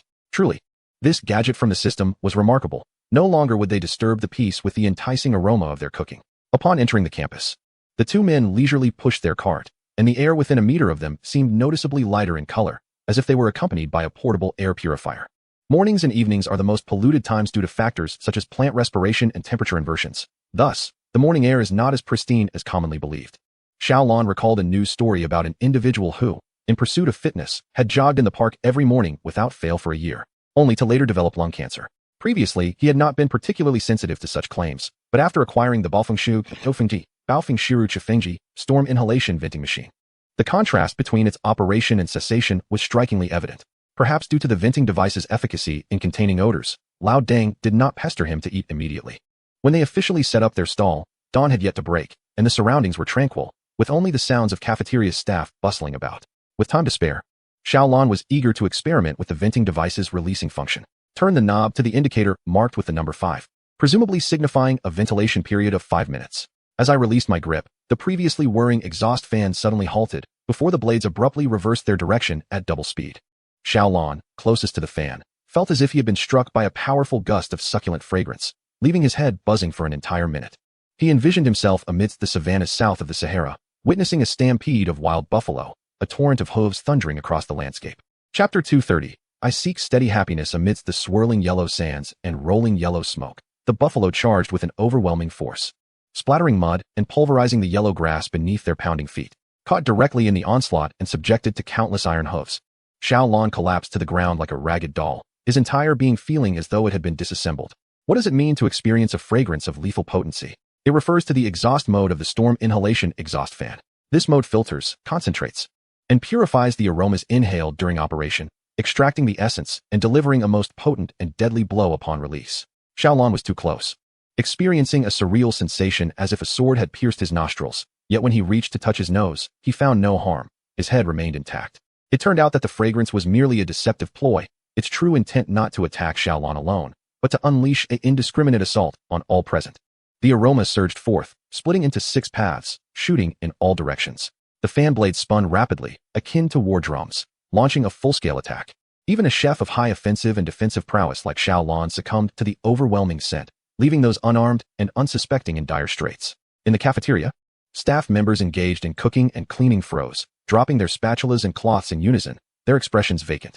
In the dormitory, those still wrapped in slumber sprang from their beds. Those at the sink widened their eyes in shock, inadvertently jabbing their toothbrushes into their nostrils. On the path outside, morning joggers stumbled, falling to their knees. Conversing pairs felt a sharp pain on their tongues, nearly biting them. All who caught a whiff of the fragrance momentarily blacked out, their minds blank. They resembled computers that had been abruptly unplugged, taking a while to reboot, their screens gradually illuminating. After a significant delay, their first utterance was, "What is that smell? It's divine. My goodness, did I just wake up and time travel to a New Year's feast? Let me sniff the beef. It must be beef." The aroma of braised beef. Many, having just emerged from their blankets, dashed into the corridor, craning their necks to locate the source of the alluring scent. However, this aroma had been carried by the cold wind, diluted countless times before reaching them. The fragrance enveloped everything like a thick fog, omnipresent and elusive, making it impossible for them to pinpoint its origin. Do not say that those residing in the dormitories are lost. Even those who are merely a stone's throw away in the dining hall find themselves momentarily perplexed. The dawn has not yet fully broken, and visibility is obstructed. The staff, rather than believing that this tantalizing aroma wafts from the entrance, prefer to venture into the kitchen to discover who is braising meat at such an early hour. What an enchanting fragrance! Who is preparing such delectable meat sauce? Is there a new dish on the menu? What kind of noodles could possibly be paired with such a delightful topping? Leave me a bowl. I want one too. The advantage of working in the dining hall is the complimentary food. At the moment a dish emerges from the pot, they can reserve a portion for themselves. To cater to the diverse palates of students from all corners of the world, the university cafeteria offers a range of breakfast options, from steamed buns to fried dough sticks and various noodles. However, the meat sauce they typically prepare for the noodles is usually made from pork, lacking the alluring aroma of today's dish. A group of onlookers abandons their tasks and gathers around the chef stirring the meat sauce. Upon closer inspection, disappointment washes over them. The pot contains a mound of pale, fatty meat, unmistakably cheap pork. Having just been added to the pan, it is far from cooked, emitting not a whiff of fragrance but rather a strong, unpleasant odor. What is this? I distinctly smell beef. Why is it still fatty pork? The chef, puzzled by the crowd, glances at them. What are you all doing here? I prepare this every day. Seeing the disheartened expressions, the chef grows irritated. 3 yuan for a bowl of noodles, and you're complaining about a little grease. Finally, they resign to the truth, convinced that the source of the tantalizing aroma is certainly not from their kitchen. But if not from the cafeteria, then from where? Countless individuals, like aimless flies, wander in search of the scent. Meanwhile, Lao Deng, having the advantage of proximity, has already indulged. Braised beef is generously ladled over instant noodles, each bite of meat accompanied by a sip of broth, a delightful combination slurped down along with the noodles. Xiaolon contemplates warning him about the overly salty broth, rich in sodium and oil, advising against drinking it, yet her mouth is full of noodles, leaving no room for words. One cannot deny that after a night without food, a warm bowl of authentic braised beef noodles is truly a delight. Were Xiaolon to assign a score, this bowl would earn a modest 75 points in her culinary repertoire, yet paired with the pure fragrance emanating from the storm inhalation ventilator, it undoubtedly garners an additional 15 points. In the interplay of color, aroma, and taste, the enhancement of the fragrance elevates the overall rating of the dish, providing Xiaolon with a novel experience and newfound inspiration. Perhaps her culinary skills will ascend to new heights akin to a game character reaching maximum level, augmented by an epic weapon for further enhancement. Who knows what other cutting-edge technologies await in the Systems Point shop? The anticipation is palpable. She yearns to accumulate more points to refresh the store, just as Xiaolan, with her eyes closed, succumbs to her daydreams. The first silhouette appears 5 meters away from the stall. Soon after, a second, third, and fourth follow suit. This is it. I can smell it. Ah, at last. I have found it. This morning, I had no classes, and my alarm, set for 11 o'clock, inexplicably roused me at 7. With the new year approaching, my cravings for meat have reached an insatiable peak. I could devour an entire cow. Who on earth dares to serve such hearty fare so early in the day? Xiaolan lifted her face from the bowl of instant noodles, wiping the fog from her glasses with her thumb. It was then that she noticed a throng of people had gathered around the stall, their eyes glistening with hunger as they fixated on the bowl in her hands. Then fervently scanning the various offerings on display, their gaze finally settled on a newly added item on the menu. Authentic braised beef noodles, 40 yuan. The menu evoked shock twice over. First for the exorbitant price, and then for the stark disparity in pricing. The most expensive beef noodles at 40 yuan. The second priciest instant noodles processing fee at 1 yuan, and the cheapest edition of vegetables at 50 cents. The patrons stood in stunned silence for a moment, their eyes darting between the towering piles of instant noodle packets and the fragrant thermos before the realization dawned upon them. Boss, does your authentic braised beef noodle simply have beef added to ordinary instant noodles? How much do you add to justify the leap from 5 to 40 yuan? Xiaolan remained silent, breaking her own principles to sip the broth of the instant noodles, then donned her mask to demonstrate the generous portion. She lifted the lid of the thermos, wielded a large cooking ladle, and with determination, scooped out a hefty serving, pouring it directly into a disposable bowl. Instantly, the bowl was filled to a third capacity. Among the students, someone couldn't help but exclaim in surprise. Only those who had witnessed the cafeteria lady's deft skills could comprehend the value of that single scoop, brimming with pure meat, devoid of any fillers like taro or potatoes. Even forming a little peak, it was remarkably substantial. Is 40 yuan too much? Absolutely not. This is the steady happiness they yearn for. Boss, I'll have a bowl of your authentic braised beef noodles. Me too. Chapter 231. Upon waking, did global prices surge tenfold? Business was booming. And Xiaolan wasted no time, donning disposable kitchen gloves, snapping them tight, and diving into her work. Everyone, please remain calm and form an orderly line. There is enough for all. Turning to see old Deng still engrossed in his meal, Xiaolan gave him a gentle kick, urging him to turn away and eat without revealing his face. Boss, this smells divine. It better taste just as good. This is the first time I've had such an expensive breakfast. A boy in black-rimmed glasses stood at the front of the line, remnants of toothpaste still lingering at the corners of his mouth, likely having rushed out without fully brushing his teeth, lured by the aroma. His eyes were fixed intently on the beef in the pot, his throat bobbing as he spoke. Xiaolan offered him a confident glance. It's guaranteed to be delicious.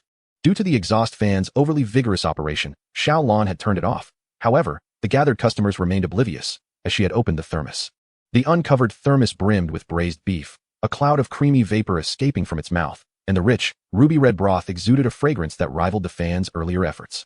Xiaolan skillfully prepared 6 packets of instant noodles simultaneously, boiling, cooling, and retrieving them with precision.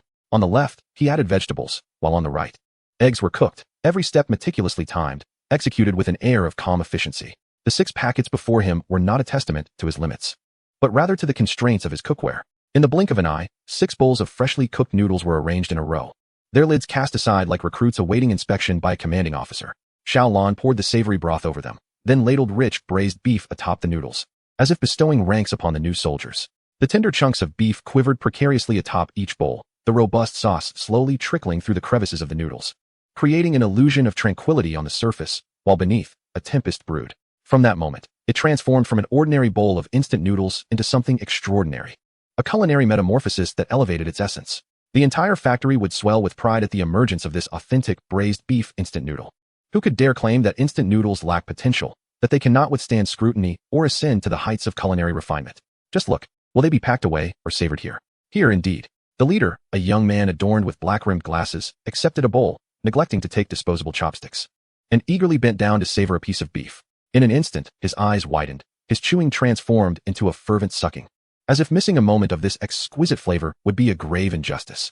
The braised beef, having simmered overnight, held its rich essence firmly within each strand of meat, and the mere phrase delicious fell woefully short of encapsulating its intricate and profound taste. It resembled a love story. To condense it merely to 2 people meeting and falling in love would fail to convey the heart-stopping excitement, the tumultuous emotions, and the profound connection that ensues. How he longed to express the sensations evoked by this morsel of braised beef in a lengthy narrative, yet after much contemplation, He found himself at a loss for words. The young man remained silent, consumed by the act of chewing and savoring, repeating the cycle of indulgence. Occasionally, the clumsy interplay between his teeth and tongue would falter, leading to a regrettable mishap. The 5 others behind him also received their own bowls of braised beef noodles.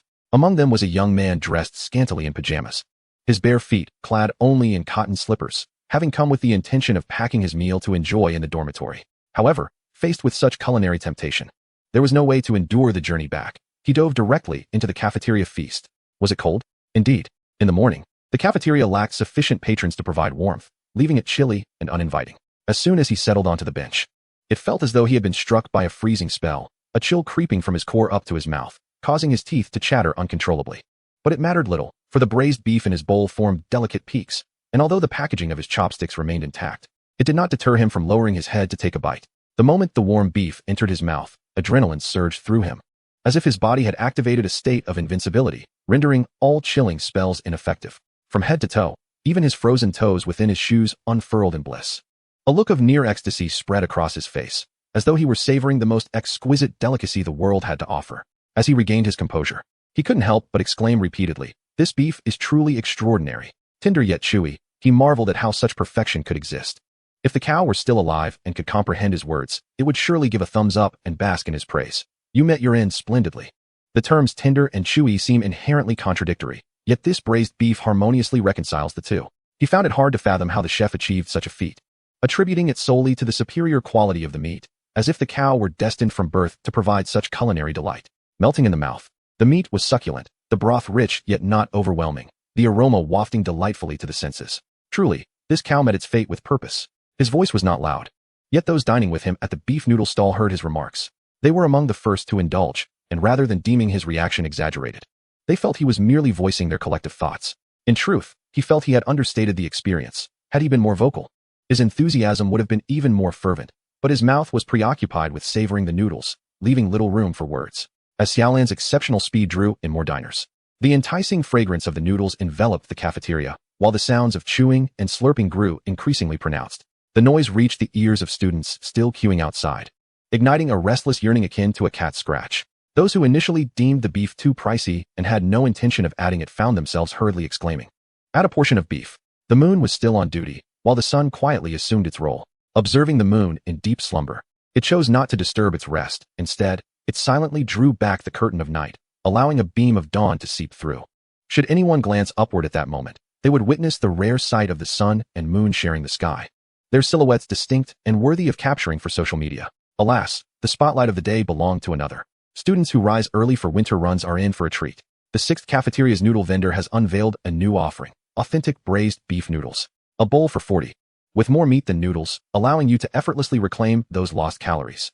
Accompanied by a grid of 9 images showcasing the remnants of noodle broth. The absence of pre-meal photos prompted inquiries in the comments. The response was, "Who remembers to take pictures before eating?" It's only after feasting that one thinks to share on social media. Besides inquiries about the photos, the most frequent comment in the thread was, "$40 a bowl? Did you accidentally add an extra zero?" Even the most unscrupulous supermarket owner wouldn't dare sell for more than 10. Has the noodle vendor lost their mind? Suddenly charging 40 a bowl. Wait, 40 a bowl? Is anyone truly buying this? Eating this for breakfast? Have you all lost your senses? Did I wake up to a world where prices have surged tenfold? I recall the noodle stall selling for just 3.5 before. On this day, countless patrons who savored the authentic braised beef noodles took to social media to recommend it, and the comments they received mirrored those above. Those who can leave comments and ask questions are akin to individuals with blocked noses, lacking the sensitivity to savor the delightful fragrance. Or perhaps they are simply too distant to catch a whiff of the aroma. Otherwise, anyone who has inhaled the enticing scent would have risen promptly to join the queue, rather than languishing in bed scrolling through their social media feeds. Thus, witnessing the inquiries of these individuals, who have already satiated their appetites, elicits a sense of reluctance to offer explanations. To clarify for those who have yet to experience the fragrance, as long as you stand within a 100-meter radius of the stall, you will undoubtedly rush over to make a purchase. Once you have tasted it, you will realize that 40 yuan for a bowl is quite reasonable. Even if it were priced at 80 yuan, one would not hesitate to indulge. Chapter 232. The familiar limitations resurface at the entrance of the 6th canteen. The rich aroma wafted like robust ropes, tugging at the noses of passers-by, compelling them towards the stall. Even the dogs in the way seemed to receive a light reprimand. The biting cold of the wind could not diminish the fervor of the students waiting in line, which snaked from the 6th canteen all the way to the entrance of the Changming supermarket. whether they hurried over after catching a whiff of the fragrance or joined the throng after seeing recommendations on social media. The number of people in line only continued to grow. It was madness. Wasn't it nearly time for morning classes? Why were there still so many people queuing? Did no one have early classes? Are they all out of their minds, forgoing sleep to stand in line so early in the morning? As the words left their lips, sharp glares shot towards them from a group of individuals. Who are you calling crazy? Aren't you queuing as well? Realizing their slip of the tongue, one student awkwardly chuckled. I suppose I was just a bit too hungry and ended up scolding myself. But I must admit, I'm puzzled. How can there still be so many people in line for something priced at 40 yuan? It's precisely because it's expensive that I must try it and see if it truly lives up to the praise circulating on social media. What a coincidence. I feel the same. The chatter among the students waiting in line reached the ears of the supermarket proprietress, sending a chill down her spine. At that moment, she stood at the entrance of the supermarket, arms crossed, anxiously observing the empty instant noodle stall beside her. She glanced at the desolate stall and then at the long queue stretching from the 6th canteen to her side, her face alternating between shades of green and white with frustration. Last night, the logistics manager had called her, informing her that the instant noodle vendor at the 6th canteen had agreed to raise prices, advising her to refrain from causing further trouble. The message conveyed was clear. For reasons unbeknownst to her, even the busy principal had taken note of this matter. The principal had personally instructed that prior to the winter break, no disturbances should be stirred up, and any issues could wait until the next semester. Therefore, my dear, for the time being, it would be prudent to keep a low profile. The proprietress grasped the implications of her superior's words, suggesting that support would not be forthcoming in the near future, urging her to be patient and avoid any conflict. Although she felt a twinge of dissatisfaction, the realization that her objective had been achieved, an agreement to raise the prices, brought her a sense of satisfaction. Today, she had risen unusually early, specifically to witness the outcome.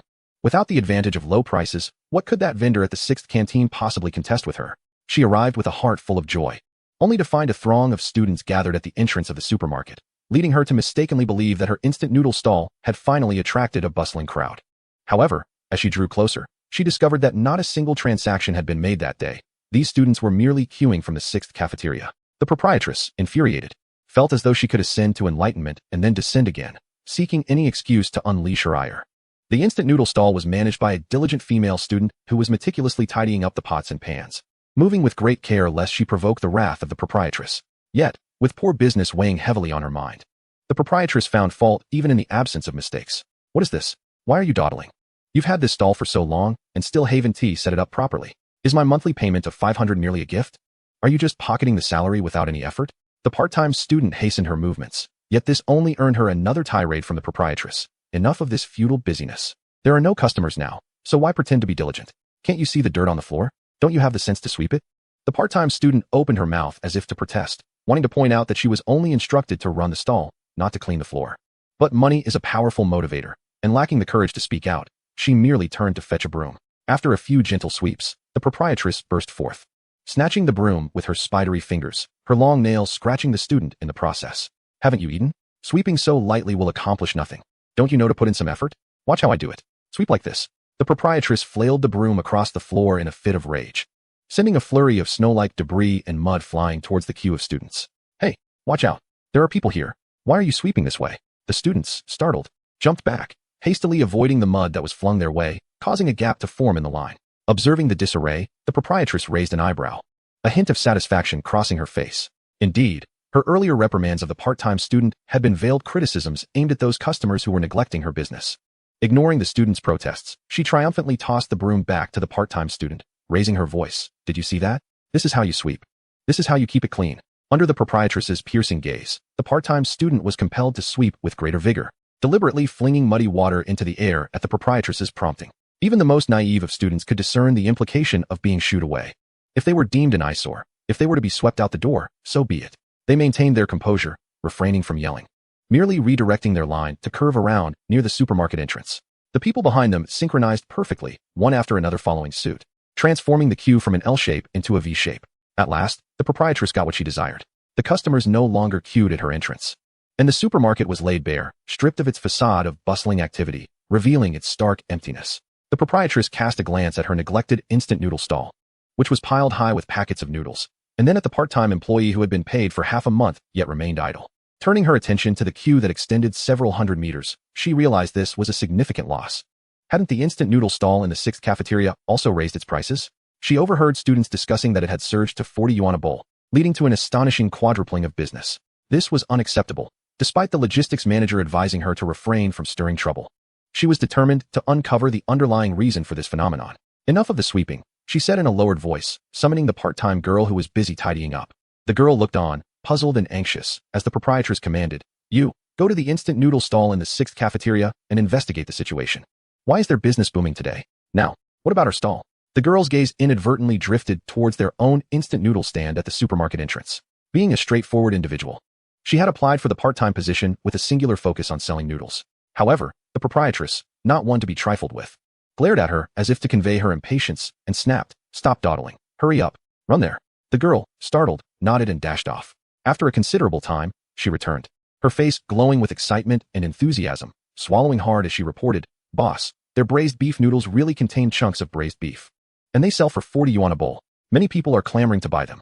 The proprietress intended to inquire about the presentation and aroma, but before she could utter a word, the rich, savory scent that lingered on the girl's attire caught her attention. Despite the girl having merely stood by the stall for a brief moment and then sprinted back against the cold wind, the alluring aroma clung to her, unmistakably potent. Just from the fragrance, the proprietress understood the gravity of the situation. The girl continued to recount her observations at the 6th cafeteria when I arrived. "Someone bought 8 bowls in one go. They were purchasing for the entire dormitory. Such kindness."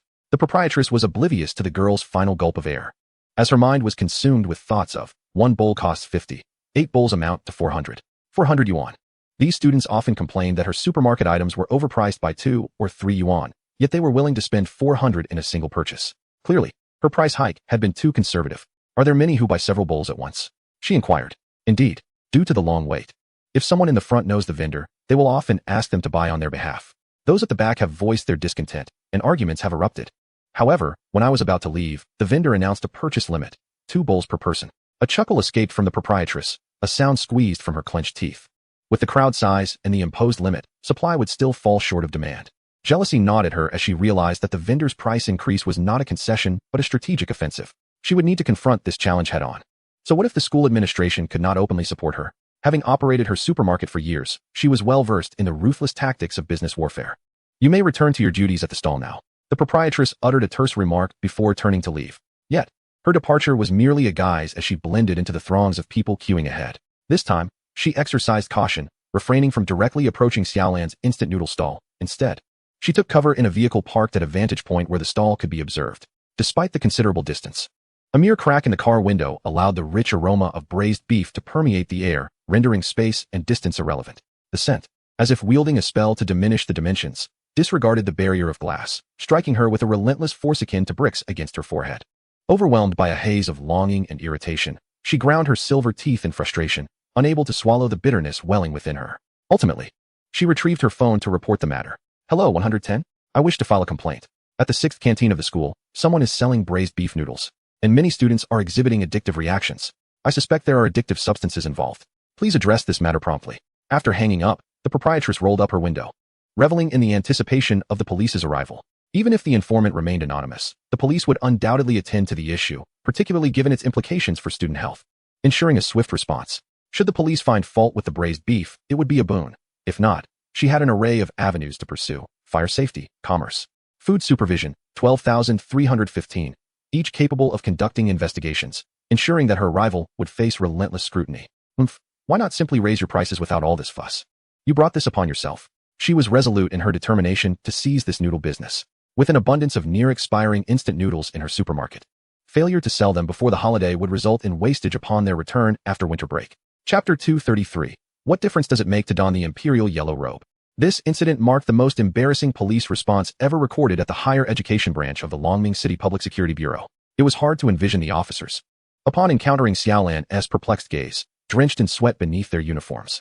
It was a misstep. They had inadvertently arrived at the stall of an undercover operative. Just moments prior, they had received a public tip-off concerning illicit substances and food safety issues occurring within a university setting, prompting an immediate and serious response. Within 5 minutes, personnel were in place. The police car surged forward, prepared for decisive action, only to find themselves in an unexpected predicament. Through her mask, Xiaolan locked eyes with several officers. The officers' expressions transitioned from stern to bewildered in mere seconds.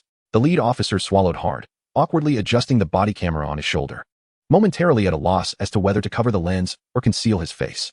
"Is there something we can assist you with, officer?" Xiaolan, drawing on her experience with undercover operations, initiated the dialogue.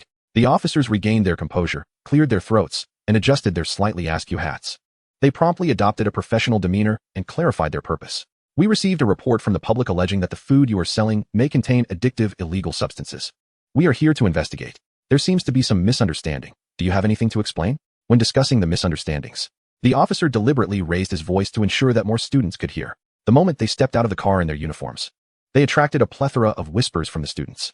Out of the corner of his eye, he noticed some students recording the scene with their phones. Many students left the queue to witness the spectacle, eager to discover what transgression the vendor had committed. Both the police and Xiaolon, at the heart of the commotion, were acutely aware that the food sold by their own was beyond reproach. Any issues could only stem from the accuser. Xiaolon, raising his voice, opened the lid of the thermos. This is grass fruit, and this is nutmeg. Although they may resemble poppy husks, they are traditional spices. As he lifted the lid, a rich aroma of meat rose, mingling with steam, revealing tantalizing beef brisket glistening with oil in the dark red broth. Officer, I consume the same products I sell. I assure you, there are no contraband items, nor even a hint of synthetic flavoring.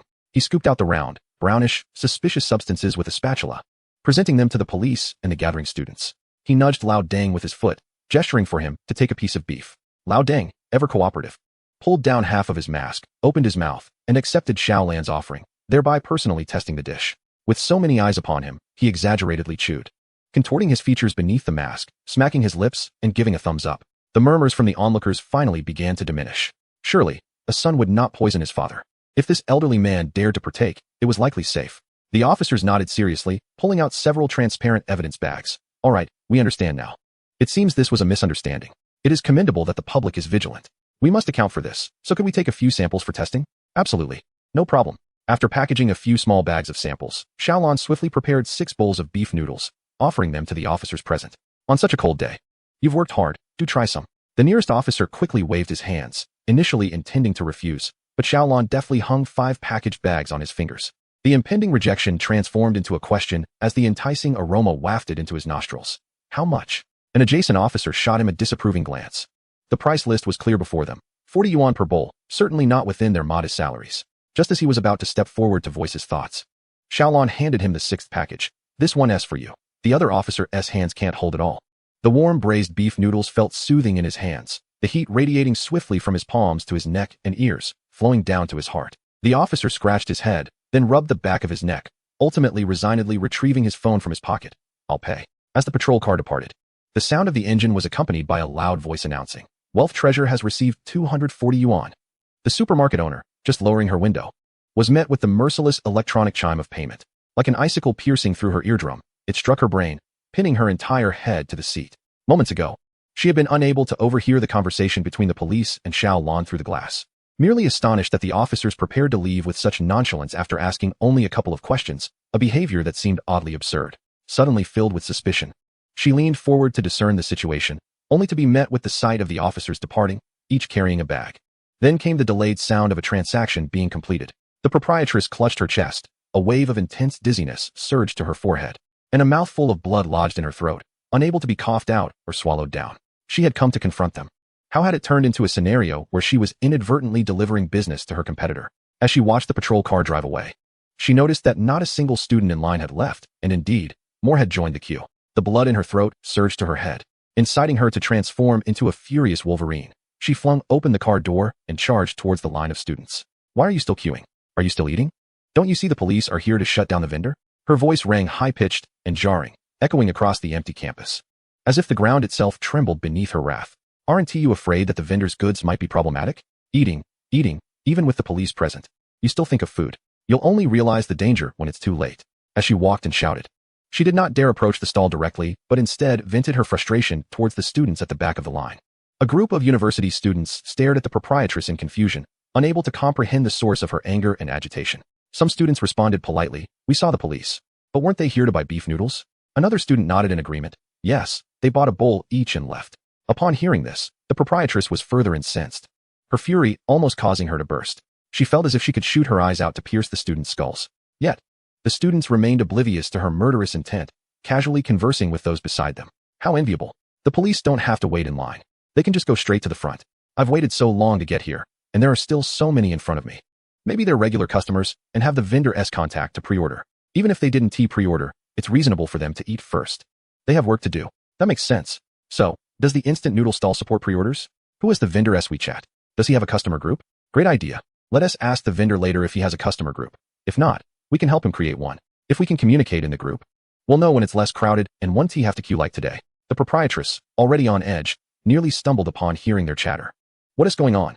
I personally came to chase people away, and instead, they organized the vendor's customer group. Insanity. You're all out of your minds. You complain that 10 yuan is too expensive, yet you rush to buy it for 40. Do you even know what ingredients they use before daring to eat?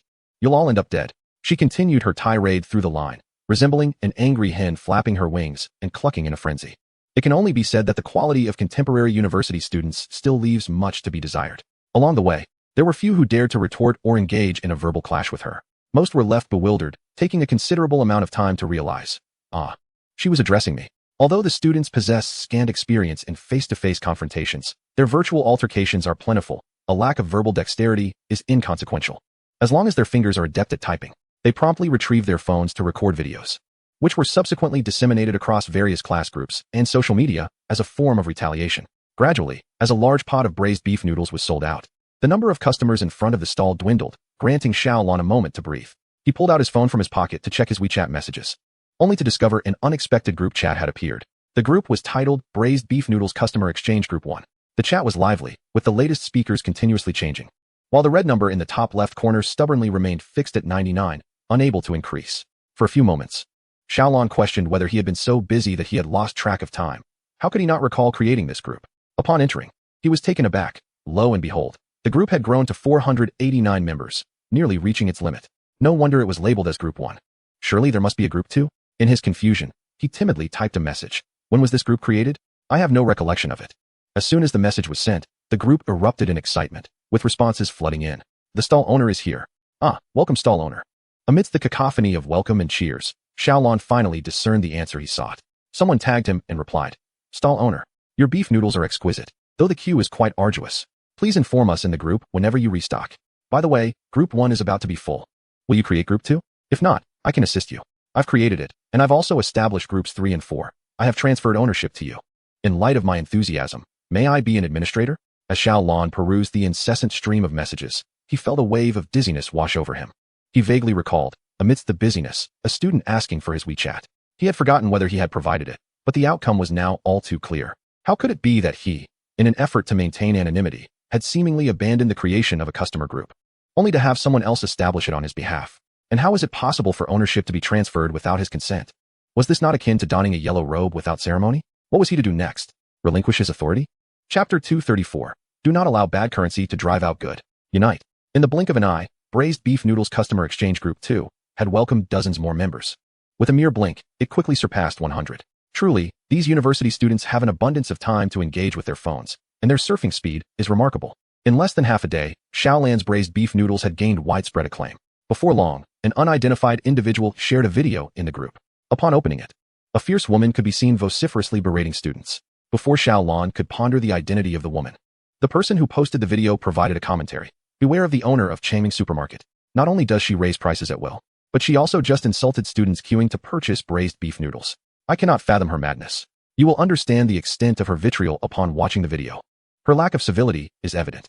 Let us all refrain from patronizing her establishment in the future. Shortly thereafter, other students chimed in with corroborating videos. I too was among the unfortunate students who faced her wrath. It was truly infuriating. We were merely queuing to buy the braised beef noodles we desired, and she inexplicably accosted us as if we had stolen her money. She simply cannot stand the success of the instant noodle vendor. This is undoubtedly blatant jealousy. Just earlier, the police came to inquire about a report concerning the noodle stall. It is highly likely that it was the supermarket owner who, envious, made the complaint. Fortunately, the officers were discerning and did not fall for her ruse, nor did they misjudge the noodle vendor. It is remarkable that she has not been apprehended for her frivolous reporting, yet she dares to emerge and shout. I suspect she seeks notoriety, so let us share the video to fulfill her wish. This incident stirred a considerable reaction. It is essential to understand that during finals week, students, having little interest in their studies, are intrigued by various happenings. Sharing videos and messages is merely a matter of a few taps, an effortless task that can swiftly achieve their objectives. By the time the students awoke from their afternoon rest, virtually the entire student body had heard the supermarket owner's tirade. You are all insane, each one of you. May you all meet your demise. Following the enlightening efforts of concerned individuals, although they did not manage to savor the braised beef, they were all well informed of the unfolding drama. Here is a comprehensive timeline of events, with eyewitnesses and videos to substantiate. Over a week ago, the instant noodle vendor sold noodles for 3.5 yuan, garnering substantial business, which incited the jealousy of the supermarket owner. A few days later, she attempted to mimic the noodle stall outside her supermarket, pricing her offerings absurdly at a minimum of 10 yuan. Yesterday, she threatened the noodle vendor to raise prices to 10 yuan as well, enlisting the support of school authorities. When negotiations fell through, she resorted to violence against the elderly vendor and, fearing the situation would escalate, fled in disgrace. This morning, envious of the noodle vendor's new popular dish, she hesitated to confront the vendor directly, likely resorting to making a false police report.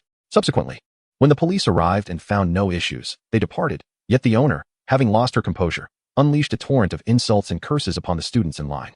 Such a person is utterly devoid of integrity, exploiting the fact that each year students graduate and new ones enroll, allowing her to act with such impunity. Spread the word. Let everyone see her true colors and ensure she does not succeed. As the message circulated, a multitude of students fervently commented, "She has the audacity to target the students' wallets. How dare she be angry at us for not purchasing her goods? We stand for free trade. We shall boycott unscrupulous merchants. Let us resist Changming Supermarket. Do not allow bad money to drive out good. Students, unite. We accept instant noodles priced at 3.5 yuan, as well as 40 yuan braised beef noodles, provided they are genuine and worthwhile. We will never tolerate coercive sales or monopolistic practices. Longming Supermarket, may you close your doors soon. Support the instant noodle vendors. We stand with you, instant noodle vendors. Please, kind-hearted individuals, add me to the instant noodle group." As the number of members in the customer groups grew exponentially, Xiaolan felt an increasing sense of foreboding. While her objective of rallying the students against the supermarket owner was indeed correct, the current situation seemed rather excessive. Was it possible that things were spiraling out of control? Would this escalate to the news? Xiaolan had originally intended for a subtle and gradual approach, but her opponents had inadvertently handed her a golden opportunity. It turned out that the police who arrived in the morning had been summoned by the owner. Such a foolish move. Had she not orchestrated this scene, or had she refrained from lashing out after a failed report, the collective anger of the crowd would not have ignited so swiftly. Now that emotions were running high, Xiaolan had no choice but to discreetly transfer the leadership of 6 or 7 customer groups to Lao Deng before things escalated further. She then took away the utensils from Lao Deng's hands, handed him her phone, and issued her directive. Do not merely indulge in eating when you're not busy. Send some messages in the groups to soothe everyone's emotions. Aim to keep things at a simmer without letting it boil over. Lao Deng, with his mask on, rubbed his sore jaw from chewing beef, his stomach still clamoring for more, yet his teeth could not endure any longer. Perhaps it was the fatigue from eating that prompted him to pause. Your request is rather abstract. Could you be more specific? Xiaolan replied. Just let the students be angry, but refrain from any substantial and extreme actions. They should silently resist the supermarket in their hearts without translating that into action. Absolutely no demonstrations, littering at the supermarket entrance, or vandalizing. We must uphold the dignity of civilized university students. Lao Deng, with his disposable gloved hand, gestured an okay sign. Leave it to me. You can rest assured. Yet, Xiaolan remained somewhat uneasy, observing Lao Deng for a while, curious about what he would post in the group. Lao Deng typed slowly with a handwritten input method, taking ages to find a punctuation mark. After an eternity of toiling, he managed to type 4 words. Hello, fellow students. But as soon as he sent it, it was quickly buried by the flurry of messages, leaving no trace behind. At last, Xiaolan displayed a sense of relief. Slow is better. Let us chat at this leisurely pace, keeping Lao Deng occupied while encouraging the students to patiently listen to his ramblings. Young people can be impulsive and fiery, and with time, they will cool down. Thus, Xiaolan confidently took on the role of a hands-off manager, leaving Lao Deng at the stall while she returned home to prepare meat, anticipating her return for the night shift. She could hardly fathom the trouble that would arise from leaving Lao Deng to face a crowd of university students alone. From Group 1 to Group 7, a palpable sense of indignation permeated the conversations, with messages flooding the screens in a frenzy. Most individuals were engulfed in fury, lamenting the audacity of the proprietress. Posts from alumni who had long since graduated emerged, shocking everyone to discover that the supermarket owner had wielded her influence for so many years. Why should this be tolerated? Suddenly, amidst a sea of furious emojis, a lengthy message materialized.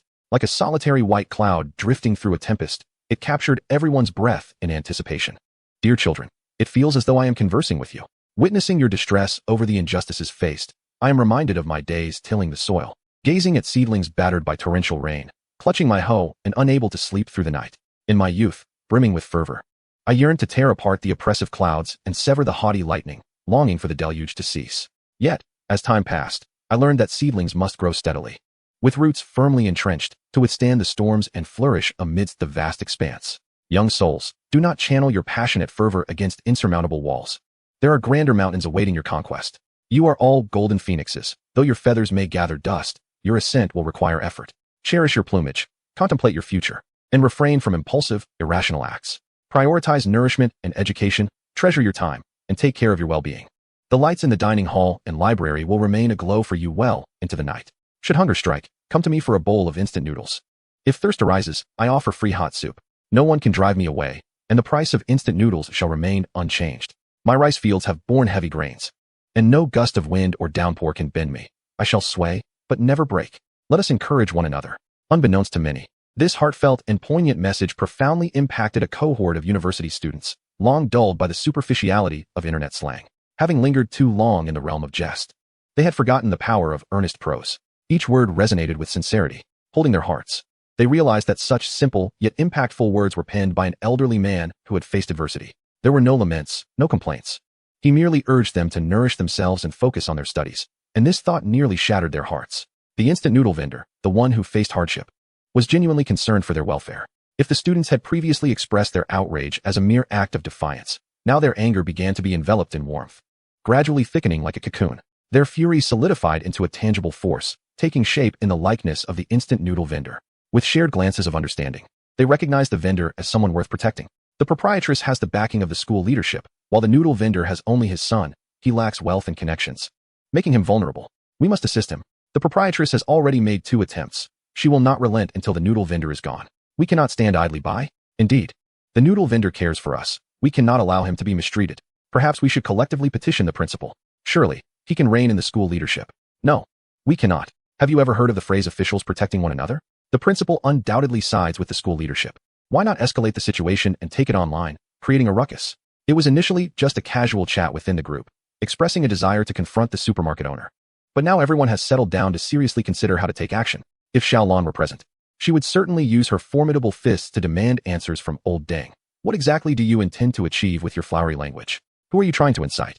However, the older generation tends to write in such a tone. Formal language remains formal, and spoken language remains spoken. Once they pick up a pen, they automatically switch to a written mode, and the same applies to typing on a phone. Despite old Deng's emotionally charged and earnest writing, he is merely completing the task assigned by Xiaolon with an air of calm detachment, drawing upon over 60 years of literary experience. That night, the internet erupted into action. Demonstrations, littering, and painting. Every form of protest was on display. A video unexpectedly surged to the top of trending topics. At first glance, the thumbnail merely showed a crowd, and one might mistake it for a celebratory event. However, upon playing the video, the first audible call was, "Boycott the unscrupulous supermarket. Protect the instant noodle vendor." The chant grew increasingly fervent, echoing through the chaotic background noise. As the camera zoomed in, the bold letters on the raised red banners became clear. "Unscrupulous supermarket, get out of Changming University." The lens pulled back, revealing the sheer number of participants, so vast that it seemed to overflow the confines of a phone screen, resembling a tumultuous sea with waves crashing against the shore. Numerous banners fluttered, accompanied by many individuals holding handwritten posters that echoed their slogans. It appeared that nearly all the students on campus had gathered. What could have transpired to draw so many students out into the snow instead of lounging in their dormitories? Was there a promotional event offering free goods? As the video was widely shared, it quickly gained traction and rose in popularity. The innate curiosity of netizens was unleashed, each one diving headfirst into the unfolding drama. What happened? What happened? Please, tell me. The situation, initially straightforward, was approached with the same seriousness as a group project by the students, who meticulously laid out the events leading to the incident. Soon, the narrative became clear to the online community. Wow, I knew those who could run a supermarket on campus had some connections, but I didn't realize they were that powerful, able to threaten other vendors. I don't believe the supermarket owner did anything wrong. She merely intended to give the naive students a taste of reality before they entered society. What ill intentions could she possibly harbor? The discussions surrounding this incident have ignited fervently online, and within the school, the atmosphere has devolved into chaos. If only one student were to skip evening study sessions, that individual would undoubtedly be filled with trepidation. Conversely, if only one student were to attend, it is the counselor who would be anxious. That night, an unknown number of counselors emitted sharp cries of alarm upon discovering that not merely a few classes had collectively skipped their evening studies, but that the entire year had engaged in such behavior. The counselors' anxious hearts finally succumbed to despair. This situation had surpassed their control, necessitating an escalation to higher authorities. And now it was the school leaders who were in a state of panic.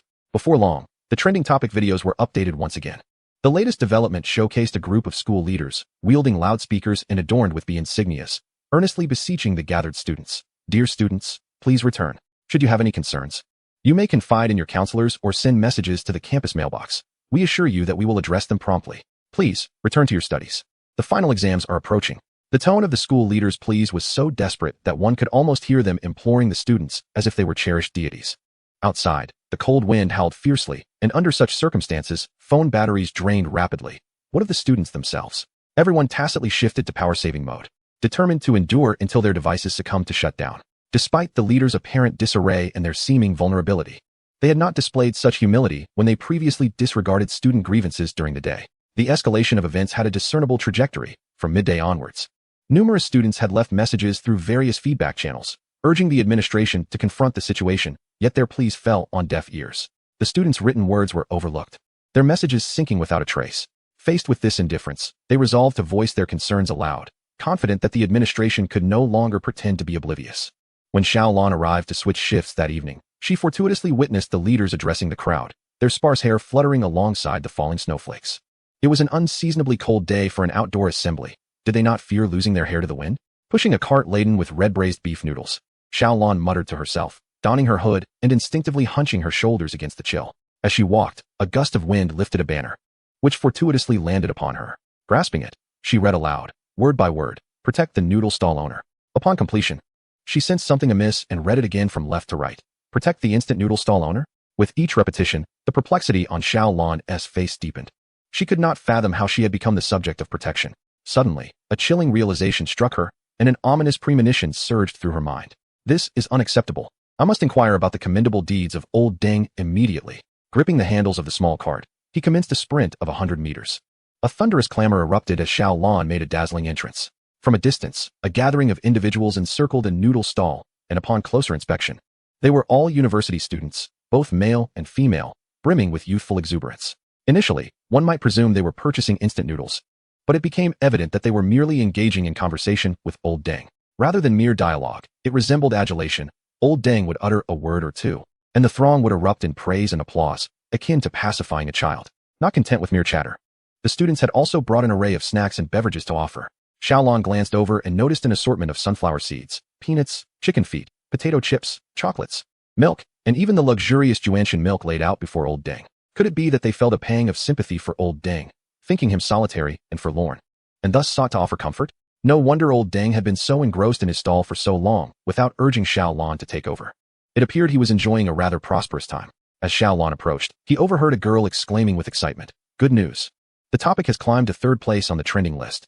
With a little more effort, we can reach the top. That supermarket owner won't dare to trouble the noodle stall anymore." Old Deng laughed heartily, exclaiming, "Wonderful, wonderful." Then he inquired, "What is trending? And where can I see it?" The girl patiently explained, "Oh, trending means." Xiaolan staggered slightly, an ominous premonition intensifying within him. He retrieved his phone, opened the application, and tapped into the trending list, spotting the words Changming University, which caused his vision to darken. The old man, with the assistance of the students, also searched for the mini-program and accessed the trending list. Upon grasping the topic's popularity and the number of discussions, his jovial expression faded, replaced by a look of grave realization. Lifting his head, he locked eyes with Xiaolan, whose face was etched with despair. "What have you done?" Xiaolan silently mouthed, questioning old Deng. The old man shook his head and raised his hands in a gesture of confusion, embodying the essence of innocence. Xiaolan felt a surge of frustration. Surely old Deng had done something to escalate the situation without cause. Excuse me. Thank you." Xiaolan maneuvered through the crowd, discreetly seizing old Deng's phone to peruse the chat records. Before him unfolded messages that starkly contrasted with old Deng's real-life persona. Anyone reading them would perceive the author as a kind-hearted, simple, honest, sincere, dignified, and tolerant elder, unaware that he was a scheming old trickster who spoke without hesitation and demanded to be thoroughly satiated. It was no wonder that the crowd was rallying in defense of old Deng. It turned out this clumsy ally had been stirring the pot from the shadows. "You see, I told you I did nothing wrong. I merely followed your instructions." Old Deng whispered defensively into Xiaolan's ear. Xiaolan found himself devoid of the strength to argue. Yes, you did nothing at all." Snowflakes drifted down, and the north wind howled as his heart felt desolate. Xiaolan sniffed his reddened nose and, before the police could track him down through the online discourse, he resolved to report the situation proactively. "The situation is what it is. I shall expedite the matter. So please rest assured." Chapter 236. You lose your composure, others inquire, you respond nonchalantly. The logistics support department appears to be a bustling hub, managing affairs of varying magnitude throughout the campus. Although the clock strikes 5 in the afternoon, It is not uncommon for the lights to remain aglow until 8, with personnel engrossed in their tasks. However, the leadership seldom finds themselves overwhelmed. When equipment malfunctions, they delegate repairs to external contractors. Menial tasks are assigned to temporary staff, while the newly recruited youth bear the brunt of the workload. In essence, the leaders remain unburdened. At this moment, the department head is ensconced behind a computer screen, indulging in mobile gaming, their face flushed with excitement, fingers nearly smoking from the rapid tapping.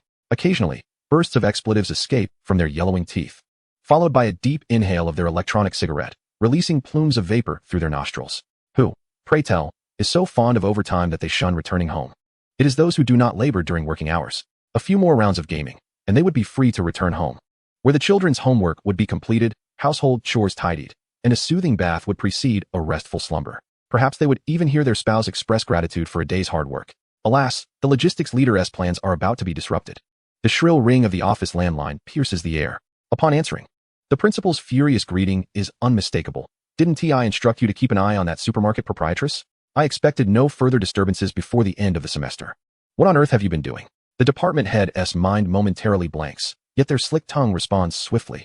Principal, I assure you I have adhered to your directives. I will verify how the staff executed their tasks and ascertain any oversights. In the past, such evasions have often bought time to resolve issues, but today, this tactic proves ineffective. Verification? You only think of it now? The students have been causing a ruckus for quite some time. How is it that you are just now aware? The department leader, sensing the principal's stern tone, feels a flicker of panic but manages to maintain composure.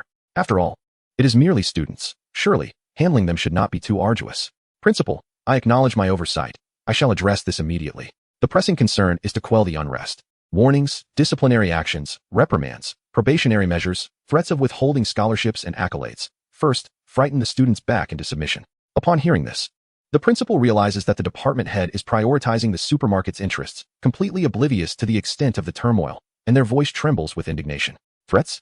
The students could easily leak chat logs anonymously online, and then you can forget about recovering from the trending topics. Enough. I do not care how you have negotiated with the supermarket's manager. First, we shall close the establishment for a thorough inspection. Closure. The entangled interests nearly led the department leader to forget that the principal is their superior, prompting an instinctive rebuttal. But the semester's end is just around the corner. I doubt the students will remain unsettled for long, as they will soon need to prepare for exams. The principal retorts, are you instructing me on my responsibilities? If you had managed the department effectively, would we have reached the pinnacle of trending topics? Do you still not perceive the gravity of the situation? Upon hearing the words trending topics, a wave of anxiety surges from the department leader's spine, chilling them to the core, causing a few drops of perspiration to escape. He had completely forgotten how he had hung up the principal's call, only recalling the significant action of immediately notifying the proprietress. Despite being warned not to stir up trouble, he insisted on doing so, and now the situation had escalated. She would not need to open the store tomorrow. It was time for a business suspension and rectification, just like that. The proprietress, upon receiving the call, was utterly bewildered as she witnessed the ceiling of her establishment. Was it merely a trivial dispute among merchants? Why had the school so resolutely decided to abandon her this time? Was it not customary to prioritize the supermarket's interests? Panic-stricken, she hastily redialed the number, finally connecting after a prolonged attempt. Hello, leader, please do not truly seal the premises. Why such a hasty decision? Could you discreetly inform me if I have offended someone in higher authority? Who is this esteemed individual? I implore you to guide me. I shall make amends. The department head on the other end shook his head in disbelief. He had no answers to her inquiries. Did he not wish to receive a bribe? He certainly could not afford it. This entire affair was steeped in mystery, defying all logic from top to bottom. Ultimately, it was chillingly unsettling, and his instincts urged him to take decisive action. Forget about making amends. It was futile. It wasn't the higher-ups, but rather an overwhelming number of students and netizens who had risen in collective outrage. Until that fury subsided, who would dare to protect her? The proprietress attempted to articulate further, but the department head impatiently interrupted. In any case, do not call me again. Instead, you should promptly apologize to the students. Perhaps that might placate them. At that moment, her mind was in disarray. As a seasoned surfer of high-intensity social media waves, she had certainly observed the discussions surrounding this incident across various trending platforms. Initially dismissive, she had thought it a trivial matter unworthy of such attention. However, now that it had garnered publicity, she believed it might serve to illuminate her struggles as a fragile woman being bullied by unruly students. Yet, she had not anticipated the overwhelming support from netizens for the students and the instantaneously severe reaction from the school leadership. The order for her to suspend operations was astonishing. Could it be that the students' protests wielded such power? Dread began to creep in, even though she still felt no fault of her own. Sigh. I suppose I must apologize. The students are young. They are merely children. Why should I, as an adult, hold it against them. Preserving the supermarket is of utmost importance.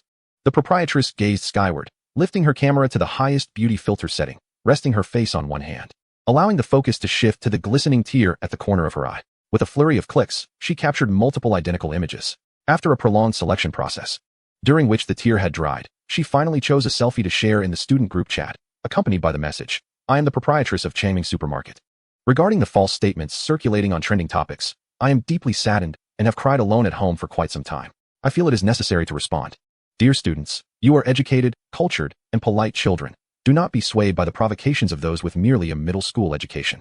Some individuals, during their youth, neglect their studies and venture prematurely into society, unaware of the myriad perils they may encounter, acquiring various dubious tactics, excelling in sowing discord and slandering others. Throughout the years, the supermarket proprietress has run her business with transparency, maintaining fair prices and ethical operations. My son is pursuing his postgraduate studies at a prestigious university, a testament to our family's virtuous upbringing and refined education, showcasing the erudition and grace of our household members. In summary, the proprietress is entirely innocent. Those who are pure will naturally remain untainted. There is no need for further explanation. Those who understand, understand. With this articulate statement disseminated, the supermarket owner felt she had sufficiently humbled herself, having extended ample gestures of goodwill. She had lavished praise upon others with numerous descriptors. And if the students were to oppose her, it would reflect a lack of culture, civility, and decorum. After her explanation, the students and netizens should undoubtedly rally to her side, for she is the mother of a graduate student from a prestigious institution. To side with an uneducated street vendor rather than the esteemed mother of a distinguished scholar seems unfathomable. The proprietress eagerly awaited the students' responses, and after a full minute, the first reply emerged in the group chat, a solitary question mark. This was swiftly followed by another, and soon, an increasing number of individuals were typing out their inquiries. What ensued was an almost comical barrage of responses, with nearly all students employing the same symbol in reply, interspersed occasionally with ellipses to express their bewilderment. The proprietress felt a pang of anxiety, longing to reach through the screen, grasp the collar of the student on the other side, and shake them while demanding to know the meaning of their response. What does a question mark signify? Is this the reaction one should have after reading her explanation? Speak up. At last, someone initiated the first textual response. Are you out of your mind? What does your son have to do with this? Who inquired about your son? No one. We simply wish to understand why you have the authority to compel other businesses to raise their prices. Some students, opting to forego direct confrontation, merely captured screenshots of her statements and shared them online for others to critique. After reading the supermarket proprietress's bewildering remarks, netizens collectively fell silent for a minute, evidently perplexed by her unusual reasoning. What is the significance of posting a meticulously edited selfie? What does showcasing your graduate son imply? Each mind resonated with a single lyric. You act irrationally, others inquire, and you respond absurdly. Eventually, someone endeavored to empathize with the proprietress's emotional state while typing her explanation. Interpreting her words, I see. Previously, wherever one presented a prestigious academic credential, it commanded universal respect and admiration, elevating one above others. By invoking her son, the supermarket owner seeks to flaunt her privilege in its entirety. Dear lady, times have changed. Netizens are well aware that a high level of education does not equate to high moral character, and substantial income does not inherently confer superiority. You cannot deceive us. Even if a noodle vendor possesses only an elementary education, you cannot coerce him into raising his prices. I would advise the proprietress to refrain from offering any explanations. As soon as she opens her mouth, she inadvertently reveals her privileged status, displaying an unmistakable sense of superiority that disregards the common folk. This is akin to striking herself down. I have grown weary of these haughty, wealthy individuals. One may harbor thoughts of superiority in private, yet it is best left unspoken. Otherwise, one must be prepared for a resounding slap in response. The proprietress's apology was akin to pouring water into a pot of boiling oil, exacerbating the already volatile situation. Her remarks, delivered with a low level of education and malicious intent, unleashed a barrage of criticism, leaving countless innocent onlookers wounded. Since she initiated the attack, she cannot fault the online community for retaliating. In an instant, the internet erupted with a cacophony of condemnation, each wave more fervent than the last, with some hot-headed individuals vowing to demonstrate what true lack of decorum and malice entails. The proprietress was thoroughly panicked. She had hoped to elicit public sympathy with tearful selfies, yet she became a mere tool for public derision. In haste, she canceled all her accounts, withdrew from the internet, and deleted all related information, retreating home in silence, trembling with dread. Until that moment, she still harbored hopes of weathering the storm and making a comeback. However, whether she accepts it or not, her once unstoppable vessel has ultimately capsized in the mire. Chapter 237, Brother Tasting Delicacies, My Only Connection on the Internet. In the principal's office. At this hour, the principal had returned home, finished dinner, and was comfortably lounging on the sofa, engrossed in his phone, preparing to wash up and retire for the night. However, a phone call jolted him upright from the sofa. "Principal, this is bad. Our school is embroiled in a major public relations crisis." Upon witnessing Changming University trending in such an undignified manner, the principal reacted as if a bundle of firecrackers had been ignited beneath him, rushing back to the school. Being the sole individual privy to the police's undercover operation, he was drenched in sweat. Listening attentively to the police officer's critical admonition over the phone, the principal genuinely regretted and understood the gravity of the situation. He had been overly optimistic, believing that the bomb threat was most likely a momentary lapse in judgment, while the supermarket's monthly rent was a tangible concern. Yet, what if the bomb incident were indeed true, and the proprietress's actions jeopardized the undercover officer's operations? At that point, it would be too late for regrets. Could the paltry rent cover the losses of several families? He should never have allowed such trivial financial gains to hinder significant matters. After hanging up, the principal reflected on how irrational his previous behavior had been. He likened himself to a husband accompanying his wife for a prenatal checkup. The doctor had merely stated that the situation was somewhat concerning, yet he had irrationally shouted, "Save the baby. No matter what, we must save the baby." While saving the baby might not guarantee his wife's safety, he could not afford for his family's heir to be in jeopardy. To utter such words without facing immediate retribution from his wife was a testament to her restraint. Only after suffering losses on all fronts would he realize his folly. Fortunately, reason had returned, and there was still time to remedy the situation. "Officer, I assure you, moving forward, our school will fully cooperate and eliminate any obstacles to facilitate the smooth execution of the undercover officer's work. Having issued a military order, it becomes imperative to take practical action." The principal promptly targeted the head of the logistics department for accountability. Swiftly, arrangements were made for a conversation, encouraging him to resign voluntarily.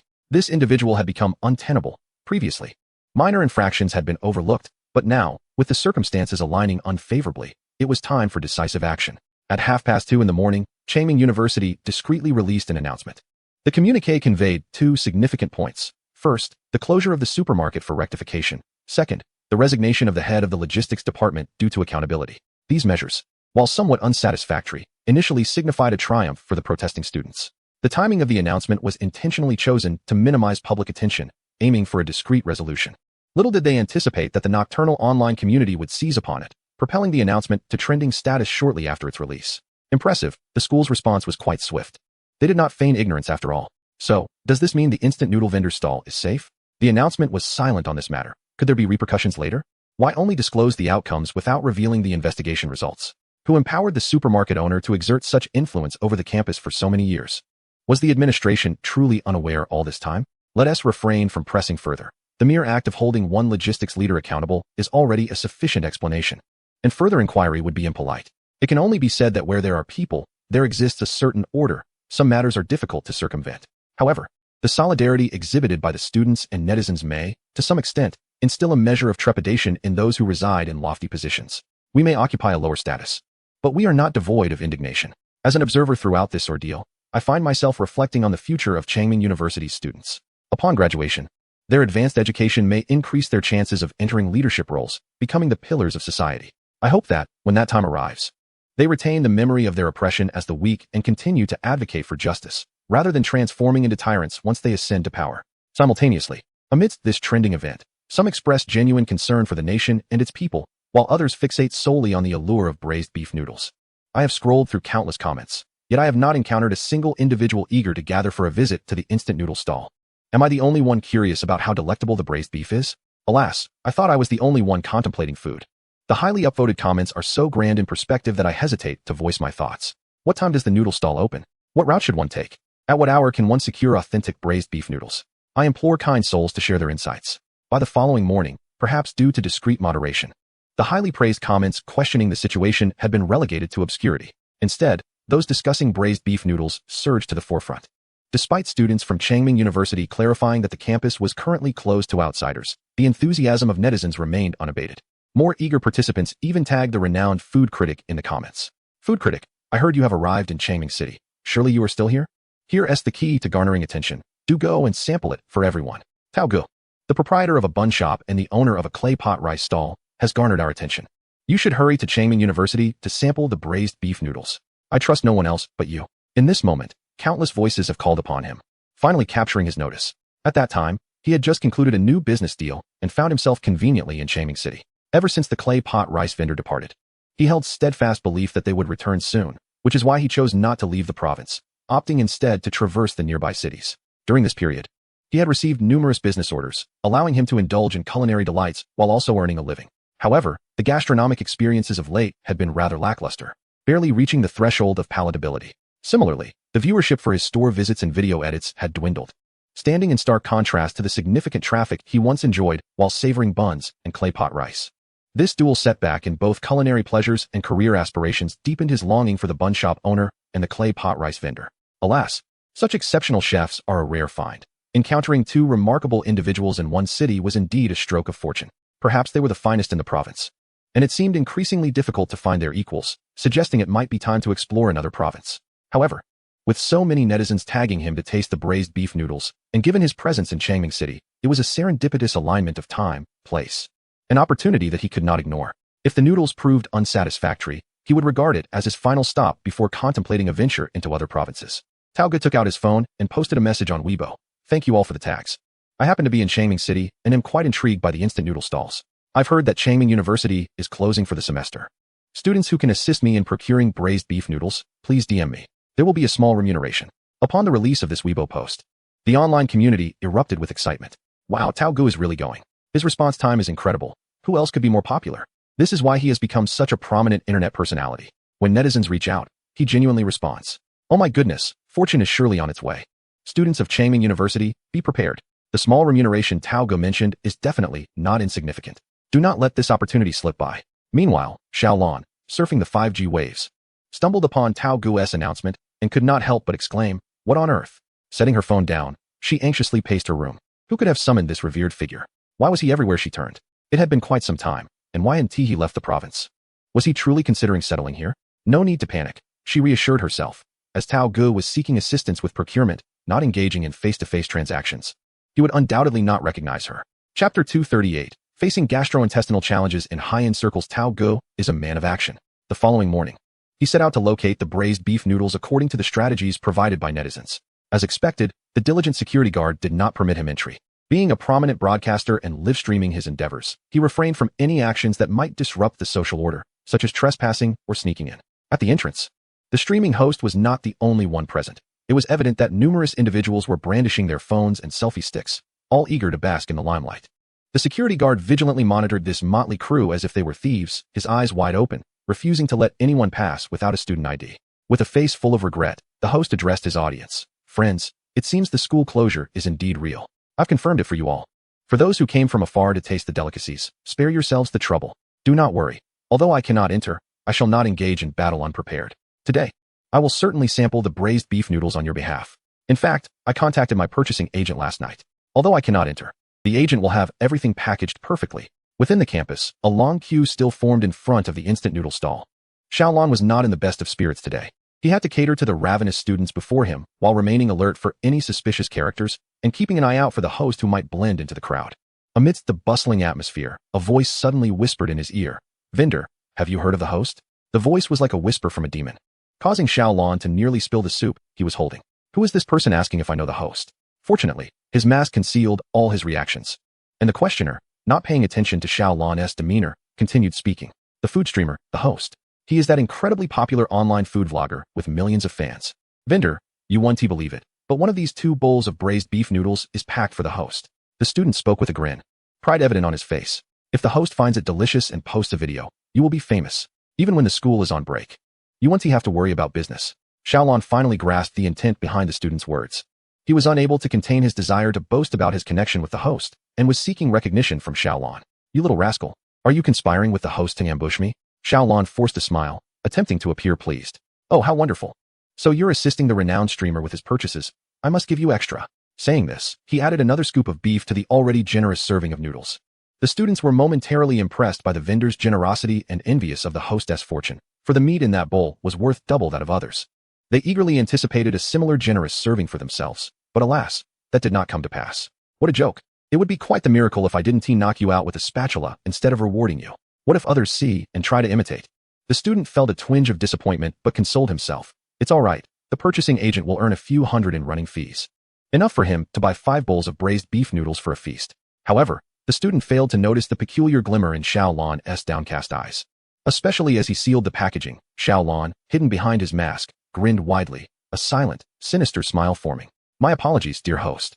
Let us extinguish this third entanglement before it can even begin.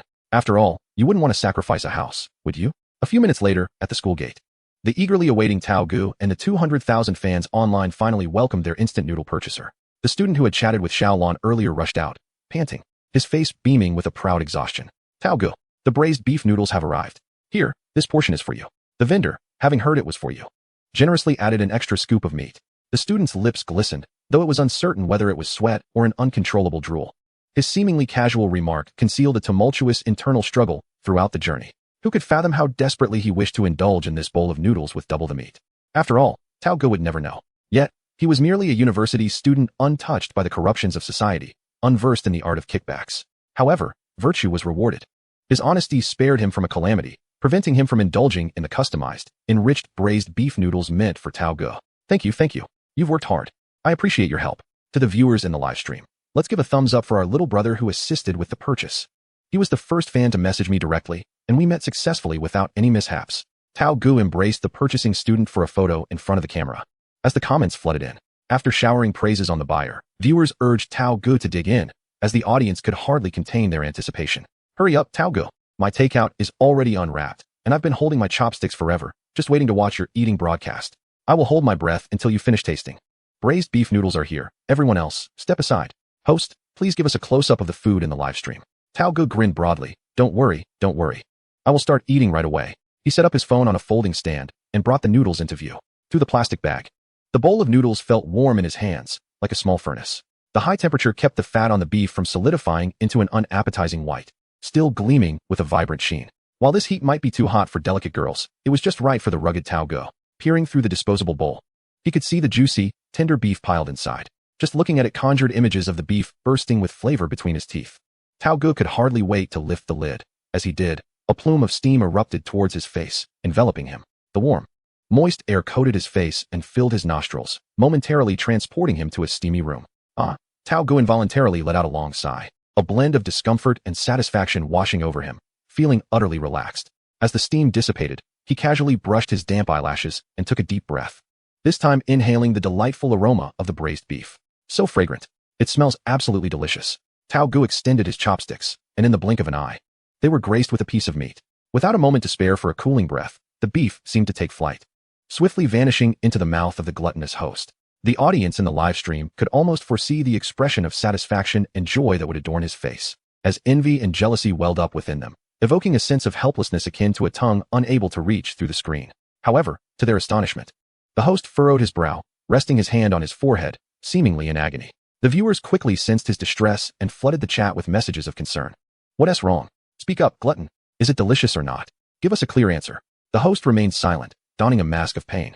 His hand, clutching the chopsticks, trembled increasingly, and his posture became more stooped, resembling a shrimp tossed into boiling water, reddened and bent like a bridge. Please tell me you're not burning yourself again like last time with the buns. Don't try to fool me. With the current temperature, food cools down the moment it hits your mouth. If it's too hot, just spit it back into the bowl. We're familiar enough. We won't judge you. Yet, the host refrained from releasing his mouthful, instead making a laborious swallowing motion, accompanied by exaggerated sounds. The astute viewers noticed his lips were noticeably swollen, as if savagely vacuumed. His tongue flailed wildly in the air, attempting to maximize contact with the cool air, seeking brief relief. So spicy. What a fiery sensation. It was no exaggeration. The host felt transformed into a fire-breathing dragon, his mouth ablaze, each breath seemingly exuding flames. He was acutely aware that his tear-streaked, distorted visage was far from dignified, yet he dared not cover his mouth, fearing that the fire within might not escape from above. He worried it would erupt from below instead. With a swollen tongue and unclear speech, he addressed the student who purchased the food. This is far too spicy. Is this really braised beef noodles? Did you mistakenly buy spicy beef noodles? The purchasing student looked bewildered and foolish, scratching his head. Did I buy spicy beef noodles? I didn't know, the vendor didn't say. After a moment of contemplation, the student suddenly recalled. Wait, that's not right. I didn't add any extra chili. Even if it's spicy beef noodles, it should be of normal spiciness. Can you not handle spicy food? That's rather pathetic. The host lifted his head, silent, his eyes, swollen from the spice, staring vacantly at the live stream. Some appeared to have calmed down, yet in reality, they had been mentally absent for some time. The overwhelming stimulation had rendered him momentarily devoid of his senses. He could not discern the flavor of the meat, only recalling a sensation akin to a disembodied soul. The chat was filled with the mischievous laughter of viewers, along with comments like "You're such a loser," but not a single word of sympathy could be found. The host rubbed his buzzing ears, sniffled, and wiped away the tears brought forth by the spice. As the heat gradually subsided, an insatiable desire to win surged within him. It is not that anyone belittled my humble spicy beef. I simply wasn't prepared. As the glutton regained his composure, he felt emboldened and stuffed another piece of meat into his mouth. It was as if a nuclear bomb detonated in his mind. The potency of the capsaicin causing his eardrums to tremble violently, akin to two dying fish writhing inside his ears. Their tails flailed, contorted, and struggled. Yet amidst the extreme agony brought forth by the spice, he discerned a tantalizing, exquisite itch that penetrated to the bone. Before his brain could catch up, his chopsticks had already delivered another morsel to his lips. The third piece awakened the most primal instincts nestled deep within his genes. As if a carousel of history spun before his eyes, he beheld the relentless torrent of evolution, witnessing the ascent from early primates to bipedal humans. A journey of countless centuries distilled into the ruthless maxim, survival of the fittest. What bizarre fare had our ancestors not consumed? Those who persevered added another page to their culinary repertoire, while those who faltered were struck from the family tree. A mere spicy flavor? Allow my body to activate its adaptive mode, and as this newly evolved version of myself, I shall meet you head on. The glutton indulged deeper into the spice, growing bolder, swifter, and more impassioned with each bite, losing himself in the experience. Eventually, his taste buds acclimated, successfully discerning the unparalleled savory essence of the meat amidst the surging heat. Exquisite. Oh, how delightful. So hot. So exhilarating. While he was caught up in the fiery ecstasy, he passionately urged his viewers, "Listen, my friends. Those who can handle the heat are truly fortunate. It's delicious, truly delicious. I have never tasted anything so fiery and flavorful in my life. 1 bite and your soul soars. 2 bites and you transcend. 3 bites and you bask in the divine light. 4 bites and you return to the earthly realm." Although this braised beef was unexpectedly fiery, beyond imagination, as long as one possesses resilience and a desire to relent, this beef will undoubtedly deliver an exhilarating heat. If only Xiaolon had the time to watch the live stream, for if he witnessed the glutton's reaction, he would surely faint from fury. This was the devil's pepper. Drawn from the point shop specifically for such occasions, a spice so diabolical it was originally intended for interrogating criminals. True to its name, it torments the senses, primarily affecting the 7 orifices: eyes, ears, mouth, and nose, all while ensuring no physical harm or evidence remains post-torture. Who would have thought that this instrument of punishment would bring such delight to the glutton? A normal person would discard such an excessively spicy beef after a single bite, yet he continued to devour it with abandon, observing the glutton's satisfaction with the braised beef. His fervent endorsements in the live stream would only attract more business to Xiaolon. This simply wouldn't do. It seemed Xiaolon had been too lenient, lacking the ruthless tactics required to handle the glutton. He turned to the Points Redemption shop, eyeing another item named Spicy Hand of Destruction. As the name suggests, this pepper specializes in wreaking havoc in the most outrageous manner. With a gentle touch while consuming, it leaves devastation in its wake. It is not a deep-seated enmity that warrants the use of such extreme measures. After a moment of contemplation, Xiaolon ultimately could not bring herself to be so ruthless. So be it. One should not regard Brother Tao as a mere avatar of himself. It was precisely this fleeting moment of compassion that led to Brother Tao's third entanglement, one that was both intricate and inextricable. As expected, netizens were once again captivated by Brother Tao's impassioned recommendations. Goodness, if you merely say it's delicious, I might not feel compelled to try it. But if you claim it's spicy enough to send me to the heavens, then I simply must rise to the challenge. I have devoured the notoriously fiery turkey noodles and licked the plate clean. How spicy could the mere fragrant beef noodles be? Do you truly believe I've never eaten instant noodles before? I hereby volunteer for the challenge. Work paused, booking tickets to Changming City. I shall arm myself with a box of intestinal fortitude. This will be a high-stakes gastronomic endeavor. Chapter 239. At 60 or 70 years. One is in the prime of life. Brother Tao's live stream wielded immense influence, trending locally on that very day and capturing the attention of the entire internet. Netizens from all corners clamored to test their limits against the extreme spiciness, and before anyone could blink, all tickets for the next 5 days to Changming City were sold out. Some students studying in distant locales were left in tears, pleading, "Please, have mercy. Our school is about to enter winter break. Don't seize our tickets home. Promise me, just let the tickets for the next 5 days be. And spare those for the next 10. We just finished our final exam. Leave at least 1 ticket for us locals." Others, less fortunate, opened their ticketing apps only to feel as if the sky had fallen. This semester, our school had exams earlier than usual. I thought there would be plenty of high-speed train tickets available, so I wasn't in a rush to buy one, and now they're all gone. Who understands the feeling of having to stay at school after final exams? With an ominous premonition, one student declared, "I insist that you outsiders refrain from snatching up tickets for the spring festival. Let us locals return home first." While the external netizens were en route, The students at Changming University had already begun to put their plans into action. An increasing number of students were specifying that they wanted the spicy version of braised beef noodles, and it had to be extraordinarily spicy. Vendor. We only learned about the fragrant spicy beef noodles from Brother Tao's live stream. Why didn't you offer this before? Quickly, one serving please. It is no wonder Brother Tao is seen as a natural-born media savant, always the first to encounter such delightful opportunities. Please. Also give me a serving of the spicy flavor. Xiaolon could hardly have anticipated that this wave of karmic retribution would return to her so swiftly. The 7 orifices smoking devil pepper required points for redemption, but Xiaolon was merely an ordinary wealthy individual, devoid of such abundant points to squander. Yet, with the proverbial ducks being forced into a row, Brother Tao had already showcased the dish in his live stream, and thus, everyone felt compelled to partake.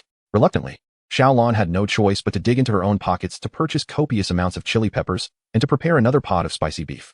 While the cost of ingredients soared unexpectedly, the diners, once finished, would inevitably exclaim, "Is this it? It's not even that spicy." Brother Tao was rather underwhelming. Nevertheless, the spicy variant did indeed pack more of a punch than the braised version, prompting requests for another serving. This endeavor turned out to be a mutual loss for both Brother Tao and Xiaolon. The sole source of comfort for Xiaolon was the school's strict lockdown measures, which effectively prevented any encounters with the troublesome Tao Gu. However, to his dismay, the persistent Tao Gu clung to him like a ghost. One night, at a secluded corner of the school entrance, a shadowy figure loomed. The bluish glow emanating from his phone illuminated his face, casting a sorrowful expression upon Tao Gu. He lamented to his livestream audience, pouting as if he could tether a cow. "Didn't I tell you not to come here? It's a lockdown. Yet here you all are, flocking over. Now look at this, with so many wolves and so little meat, everyone is scrambling for agents. I can hardly find one myself. Just when I finally locate an agent, they want to charge extra." The insatiable cravings in his belly could not be satisfied with a single meal. He needed at least 3 agents a day. Even with the wealth of his family, he could not sustain such exorbitant prices for every meal. Tao Gu realized he could not continue down this path. Rather than allow intermediaries to profit, it would be more prudent to negotiate directly with the vendors. Moreover, tasting only a little each day merely satiated him without truly satisfying his appetite. It was an unbearable state of limbo, akin to the sensation of a sneeze that builds up but never releases. "My friends, today I must wait for the vendor," he declared. "Every time I order through an agent, it's just a few morsels, hardly enough to fill the gaps. I need to devise a plan to procure a whole bucket to indulge myself and return home content." Upon hearing this, the comments section erupted with mockery. "Tao Gu, you were just boasting. I refuse to believe you would actually leave. Even if you could part with the braised beef. Would you truly abandon the dumpling vendor and claypot rice seller next door?" Tao Gu gazed at the flood of comments and forced a bitter smile. "Reluctance is futile. I cannot linger here any longer. I have this ominous feeling that I might never escape this province in my lifetime." Seizing the opportunity before his meeting with the braised beef noodle vendor, while their relationship was still shallow, he resolved to make a decisive break. Otherwise, his title of gourmet traveler would become a mere jest. After wandering aimlessly for a long while, he felt no different than a fly that circles back to where it began. Gathering his spirits, he addressed the live stream. "It's not a big deal. If I encounter the braised beef noodle vendor, I shall inquire whether he can vacuum pack the beef for shipping. With logistics being so advanced these days, it should be feasible. If all else fails, I could invite him to my home as a chef." The audience erupted in disbelief. "Tao Gu, that is outrageous. You plan to abduct the man. You want to eat? Pack, and take the pot away? Aren't you worried about being blacklisted by Changming University?" "No, the entire internet. Don't panic, folks. I've heard the vendor is elderly, and older individuals may not wish to move to big cities.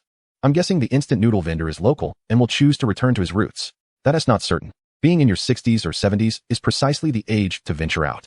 Plus, working as a chef at Tao Gu's house could offer a handsome salary, free from the petty rivalries of the industry. Just think, he'd only need to prepare 1 meal a day, and in his free time, he could reside in a grand villa, stroll through magnificent gardens, walk a lavish dog, sip fine wine, and be chauffeured for errands. Who wouldn't he relish such an existence? Oh no, now I'm tempted. Tao Gu, do you need a local dog? Just let me follow you. Even if it means residing in a lavish villa adorned with a golden collar, I would gladly accept." As the live stream continued, Tiao Ji's keen eyes suddenly caught sight of Xiaolon pushing 2 empty thermal containers after work. Tao Gu sniffed the air, confirming the tantalizing aroma of meat wafting through. And he sprang to his feet, shaking off the snowflakes that adorned him, and howled at the sky. "Boss." The sound echoed, causing a chill to run down Xiaolan's spine. He did not need to turn around to know the famished specter pursuing him. Gripping the handle of his cart tightly, Xiaolon focused his energy, bending his knees and tensing his rear, springing forth like a coiled spring. Tao Gu, momentarily stunned, quickly raised his voice even louder. "Boss. Don't run. I'm not a bad person. There's no need to be afraid." However, Tiao Ji's viewers in the live stream were fervently flooding the comments. "Boss, run. Hurry. For heaven's sake, don't let Tao Gu catch you." Otherwise, you'll be living in a grand villa with sprawling gardens. If you slow down, you might become Tiao Ge's exclusive delicacy. The barrage of comments was merely for amusement, as neither Tiao Ge nor Xiaolon had the luxury to glance at their phones. They were engrossed in a game of chase through the snow.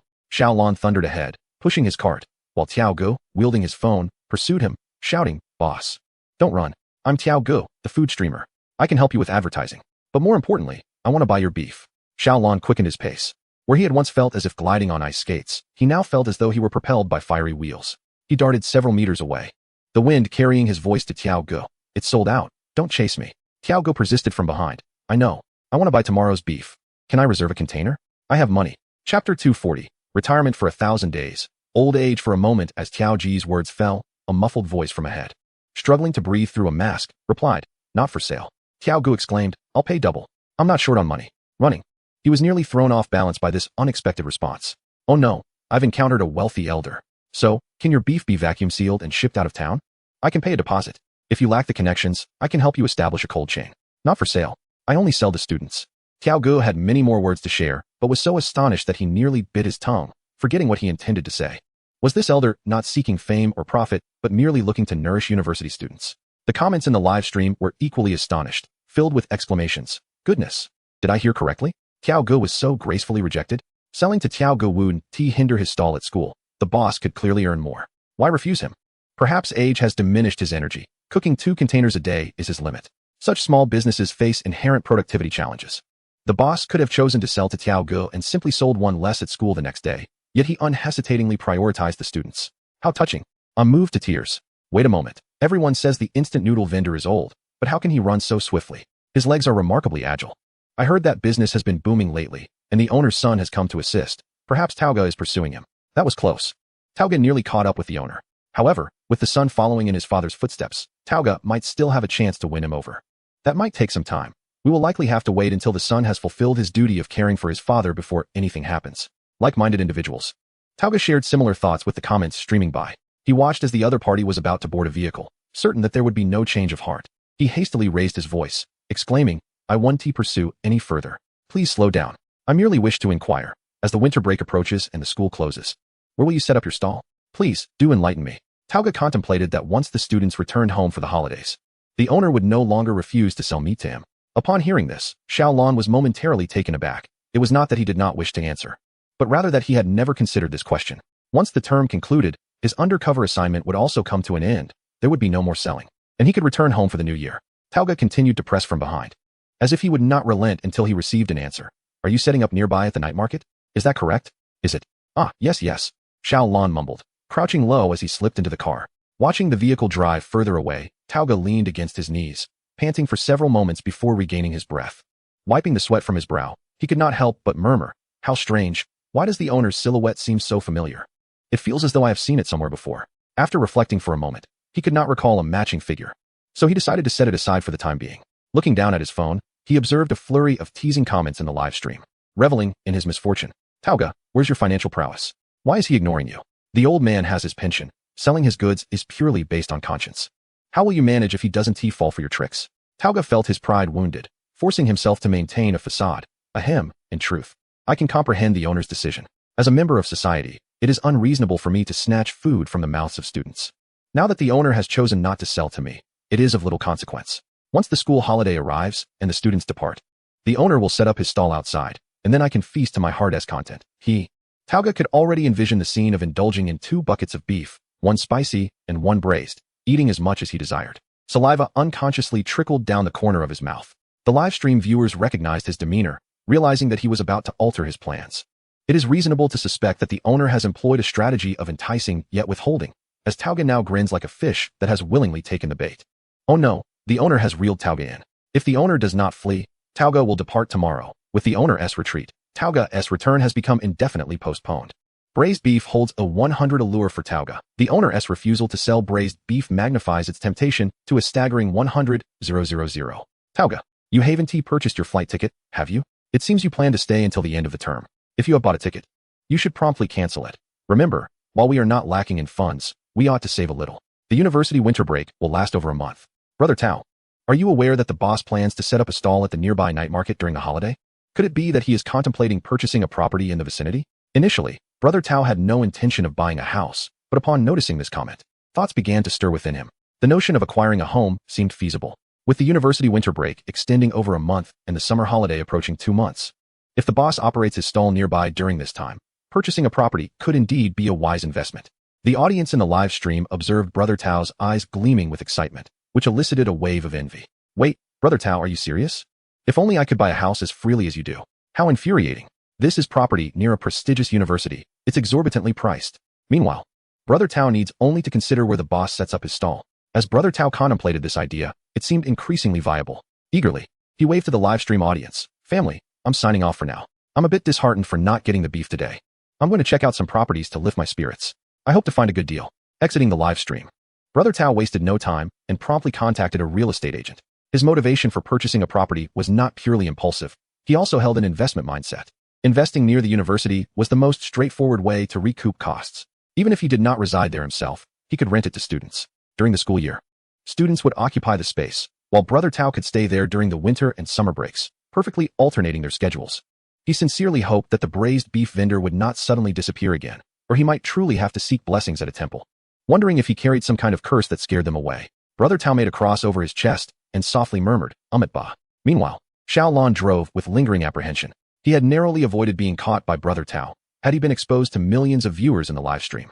His undercover mission would have been utterly compromised. Fame can be perilous, and it seemed prudent for him to minimize his public appearances for the time being.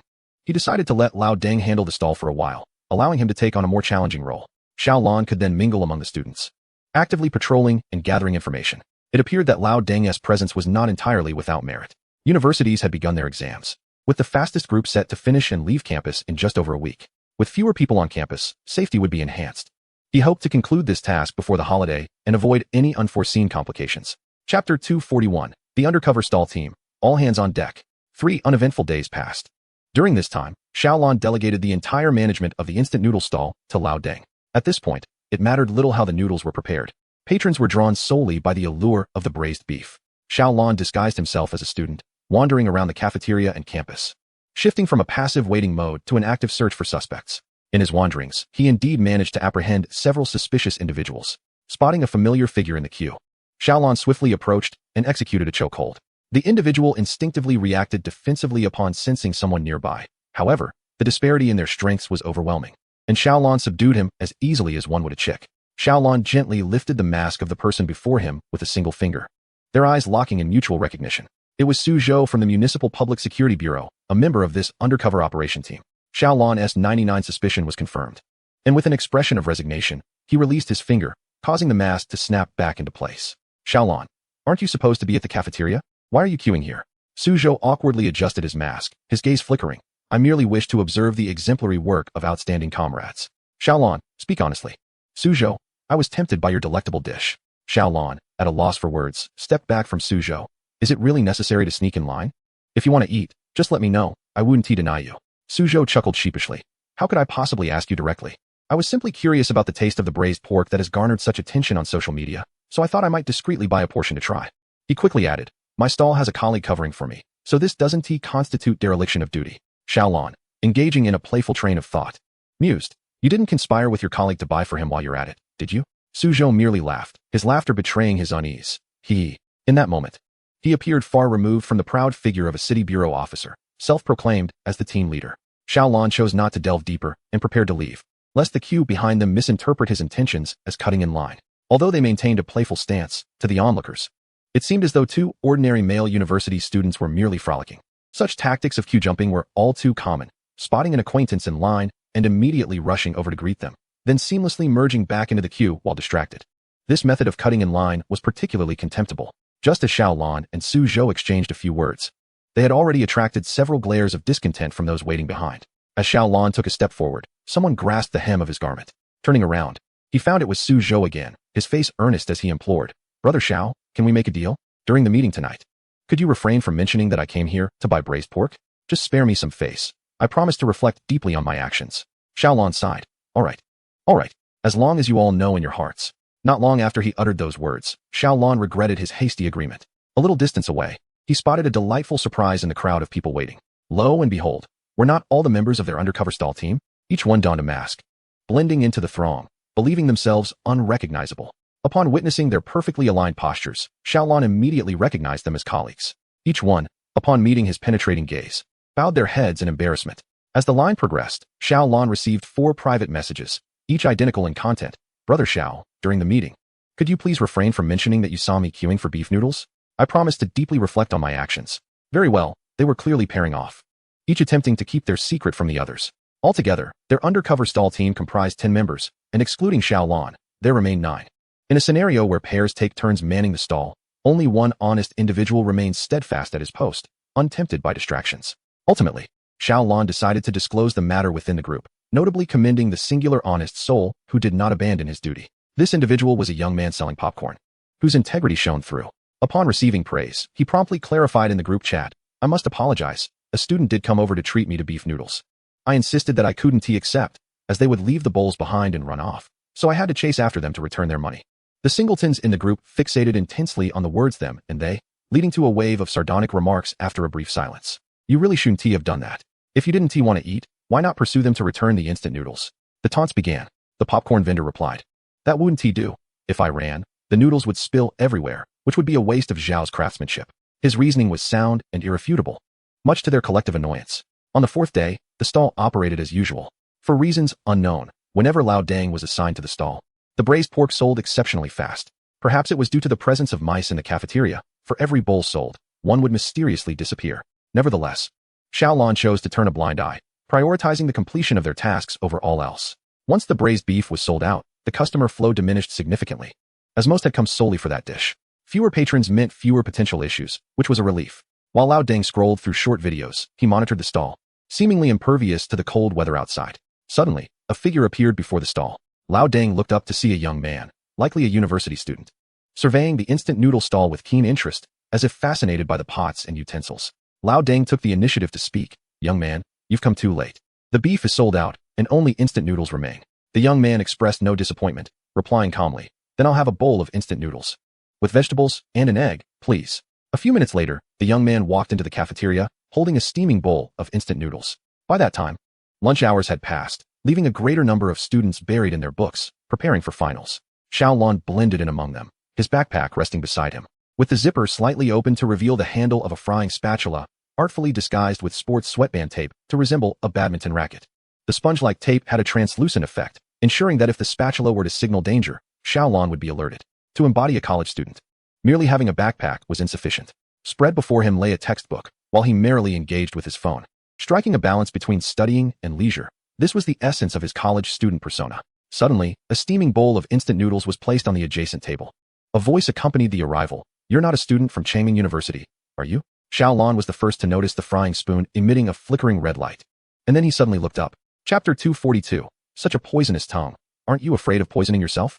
After several days, he finally saw the red warning light again, indicating the presence of a significant criminal. Suppressing the turmoil of excitement and fear within, Xiaolan's face displayed an expression akin to dazedness. Fortunately, this dazed look served as his camouflage, making him appear much like a university student whose mind had regressed from excessive gaming. Xiaolan swiftly concealed his phone, turning it face down on the table, seemingly to guard against prying eyes, while in reality, he quietly activated the recording function. On what grounds do you claim I am not a student here? Seizing the opportunity to question, Xiaolan meticulously scrutinized the young man's appearance. The youth's complexion was pale, lips tinged with purple, revealing an unhealthy state, and his face bore the marks of exhaustion. Yet, his eyes shone with an astonishing brightness, infused with a disconcerting fervor and excitement, starkly contrasting with his weary demeanor. You lack a sense of belonging in your eyes. Devoid of the pride and worthiness that comes with being a student of a prestigious institution, the young man asserted, settling beside Xiaolan while deftly splitting a pair of disposable chopsticks. Have you noticed that the true students of Changming University exude a certain composure, as if they were destined to study here? He continued, whereas we are but outsiders, stealthily intruding upon another's domain. No matter how adeptly we mimic the locals, we remain fundamentally out of place. Throughout this exchange, the youth's gaze never landed on Xiaolan, as though he were not conversing with him at all. He merely lifted the lid of his instant noodles, allowing the billowing white steam to obscure his features. Without waiting for the noodles to cool, he dove into his meal, seemingly unbothered by the heat. Xiaolan's heart raced, his mind preoccupied with the ominous red light from the spoon's handle, his eyes fixed intently on the young man, fearing an imminent outburst. After a prolonged period of vigilance, he seized a fleeting moment to glance askance at the spoon's handle. To his astonishment, He discovered that the light was not red, but a soft blue. How peculiar. It had clearly appeared red moments ago. Had he misperceived it? Quickly regaining his composure, Xiaolon discreetly employed the system to search for the young man's criminal record. To his surprise, the result was a blank slate. The young man's history was impeccably clean, devoid of any criminal behavior. Could it be that the athletic tape had obscured his vision, causing him to misjudge the color? Nevertheless, the young man's behavior was undeniably suspicious. In a crowd of many, he had inexplicably singled out Xiaolon to engage in conversation. Wait, what had the youth just articulated? A series of sentiments of alienation, seemingly directed at Xiaolon, but in truth, each word reflected his own inner turmoil. The young man possessed a keen sensitivity, articulating his thoughts with an artistic flair. In simpler terms, he perceived Xiaolan's sense of displacement to be as profound as his own. It seemed that the youth regarded Xiaolon as another outsider, like himself, who had infiltrated the school, thus prompting him to initiate this dialogue. In the past, when Changming University allowed free entry, outsiders, even if they recognized one another, felt no need for pleasantries. Now, with the implementation of access control, outsiders are barred from entry, and those who manage to sneak and find an inexplicable thrill akin to clandestine meetings. The crisis has passed, and the moment of tension has dissipated. Xiaolon relaxed his taut muscles and flipped his phone over.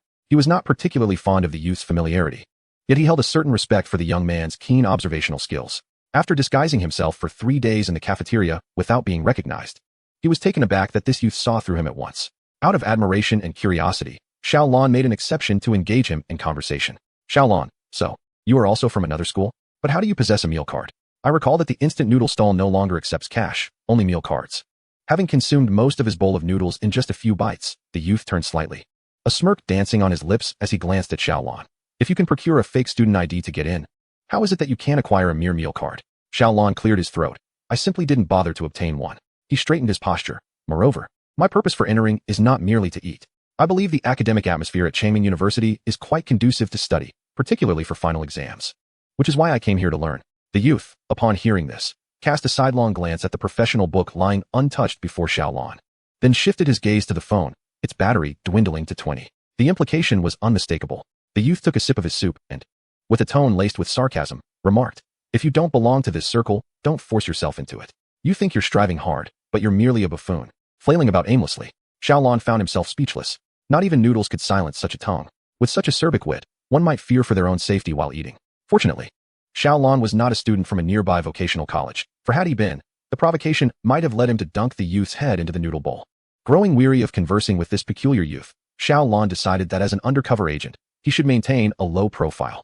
He picked up his book and backpack, preparing to relocate. Suddenly, his hand froze. His gaze was fixated on the red glow emanating from the spoon's handle, causing his heart to skip a beat. A vivid crimson, seeping through the adhesive, was unmistakably blood red. Why had this color reemerged? Xiaolon stared intently at the hue, and after a few seconds, it quietly faded, gradually morphing into blue. This was a flickering interplay of red and blue light. The last time such alternating flashes occurred was during a moment of distress when a girl, betrayed by her ex-boyfriend, contemplated vengeance in her despair. Back then, the red and blue lights flickered at a rapid pace, symbolizing the thin line between heaven and hell. Yet now, the alternating colors flashed with a languid rhythm. What could this signify? Xiaolon slowly turned his head to regard the youth seated beside him. Caught off guard, he found the youth staring back at him. Their eyes met, and the connection felt like a sharp needle piercing through Xiaolan's mind. In a precarious moment where a mere thought could lead one astray into the abyss, the youth's demeanor remained remarkably composed. It seemed as though his inner self had engaged in countless internal battles, experiencing a relentless tug of war, ultimately rendering him utterly numb. The instant noodles had been consumed, and the broth thoroughly savored. Yet, the youth displayed no intention of departing, opting instead to linger a while longer. Conversely, upon noticing that Xiaolon had made no further moves, he inquired, weren't you angry and about to leave? Why have you chosen to stay? Xiaolon promptly repositioned himself on the chair, acutely aware that he could not simply walk away. He needed to devise a means to converse further with the youth, to uncover the depths of his character and ascertain his true intentions. Chapter 243, A Riddler Beyond the Riddler. With a swift shift in thought, Xiaolon resolved to continue the previous discourse. He placed his phone heavily upon the table. My friend, I must engage you in a discussion. Your words are undeniably harsh. The very fact that I am here to learn signifies my aspiration for improvement, which, irrespective of circumstances, deserves some encouragement, does it not? Moreover, from what I gathered from your earlier remarks, it seems you hold a rather disparaging view of those from ordinary institutions. Your tone is quite discomforting, bordering on educational discrimination. The youth refrained from arguing, instead lifting his ashen visage, contorting his features into a semblance of a grimace that resembled a smile. With Changming University as a benchmark, Haven't you grown accustomed to the disdain from those in neighboring schools? Are you still living in a dream, oblivious to reality? I am not the first to look down upon you. I merely vocalize what others think, regardless of the pleasantries others may utter. The truth remains harsh. Attending a subpar institution means not only will outsiders scorn you, but even your teachers will regard you with contempt. And your peers will belittle one another, ultimately leading you to despise yourself. As the youth observed Xiao Lan's increasingly dismal expression, a fervent excitement glimmered in his eyes, as if he relished the sensation of inflicting verbal pain. After relishing the sight of Xiao Lan's expression for a moment, he smirked with derision. However, attending a prestigious school is an entirely different matter. Even a complete fool who gains admission, regardless of how they managed it, is instantly enveloped in an aura of superiority.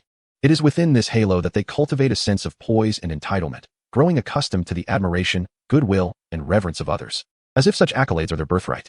Even if they were worthless 4 years ago, for years later, they may still be deemed even more worthless. Yet the world will still embrace them with open arms, lowering the ladder to success for them to ascend. This is the reality. This is the truth. The youth continued his monologue, his expression oscillating between fervor, indignation, scorn, and coldness.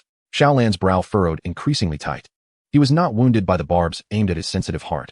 Rather, he was perplexed by the youth's erratic shifts in demeanor. One moment, he appeared to look down upon the masses, mocking their plight, and the next, he resembled a rat in the gutter, envious of the stars above. Xiao Lan endeavored to deduce the youth's identity, but found himself perpetually uncertain. Initially, Xiao Lan presumed that the young man was a student from the neighboring institution. However, she soon discerned a profound animosity within him towards the students of that very school. As their conversation unfolded, it became evident that his disdain was not limited to the adjacent university. He harbored a sweeping resentment towards Changming University, embodying a kind of indiscriminate hatred. Such unfettered animosity often incites indiscriminate aggression.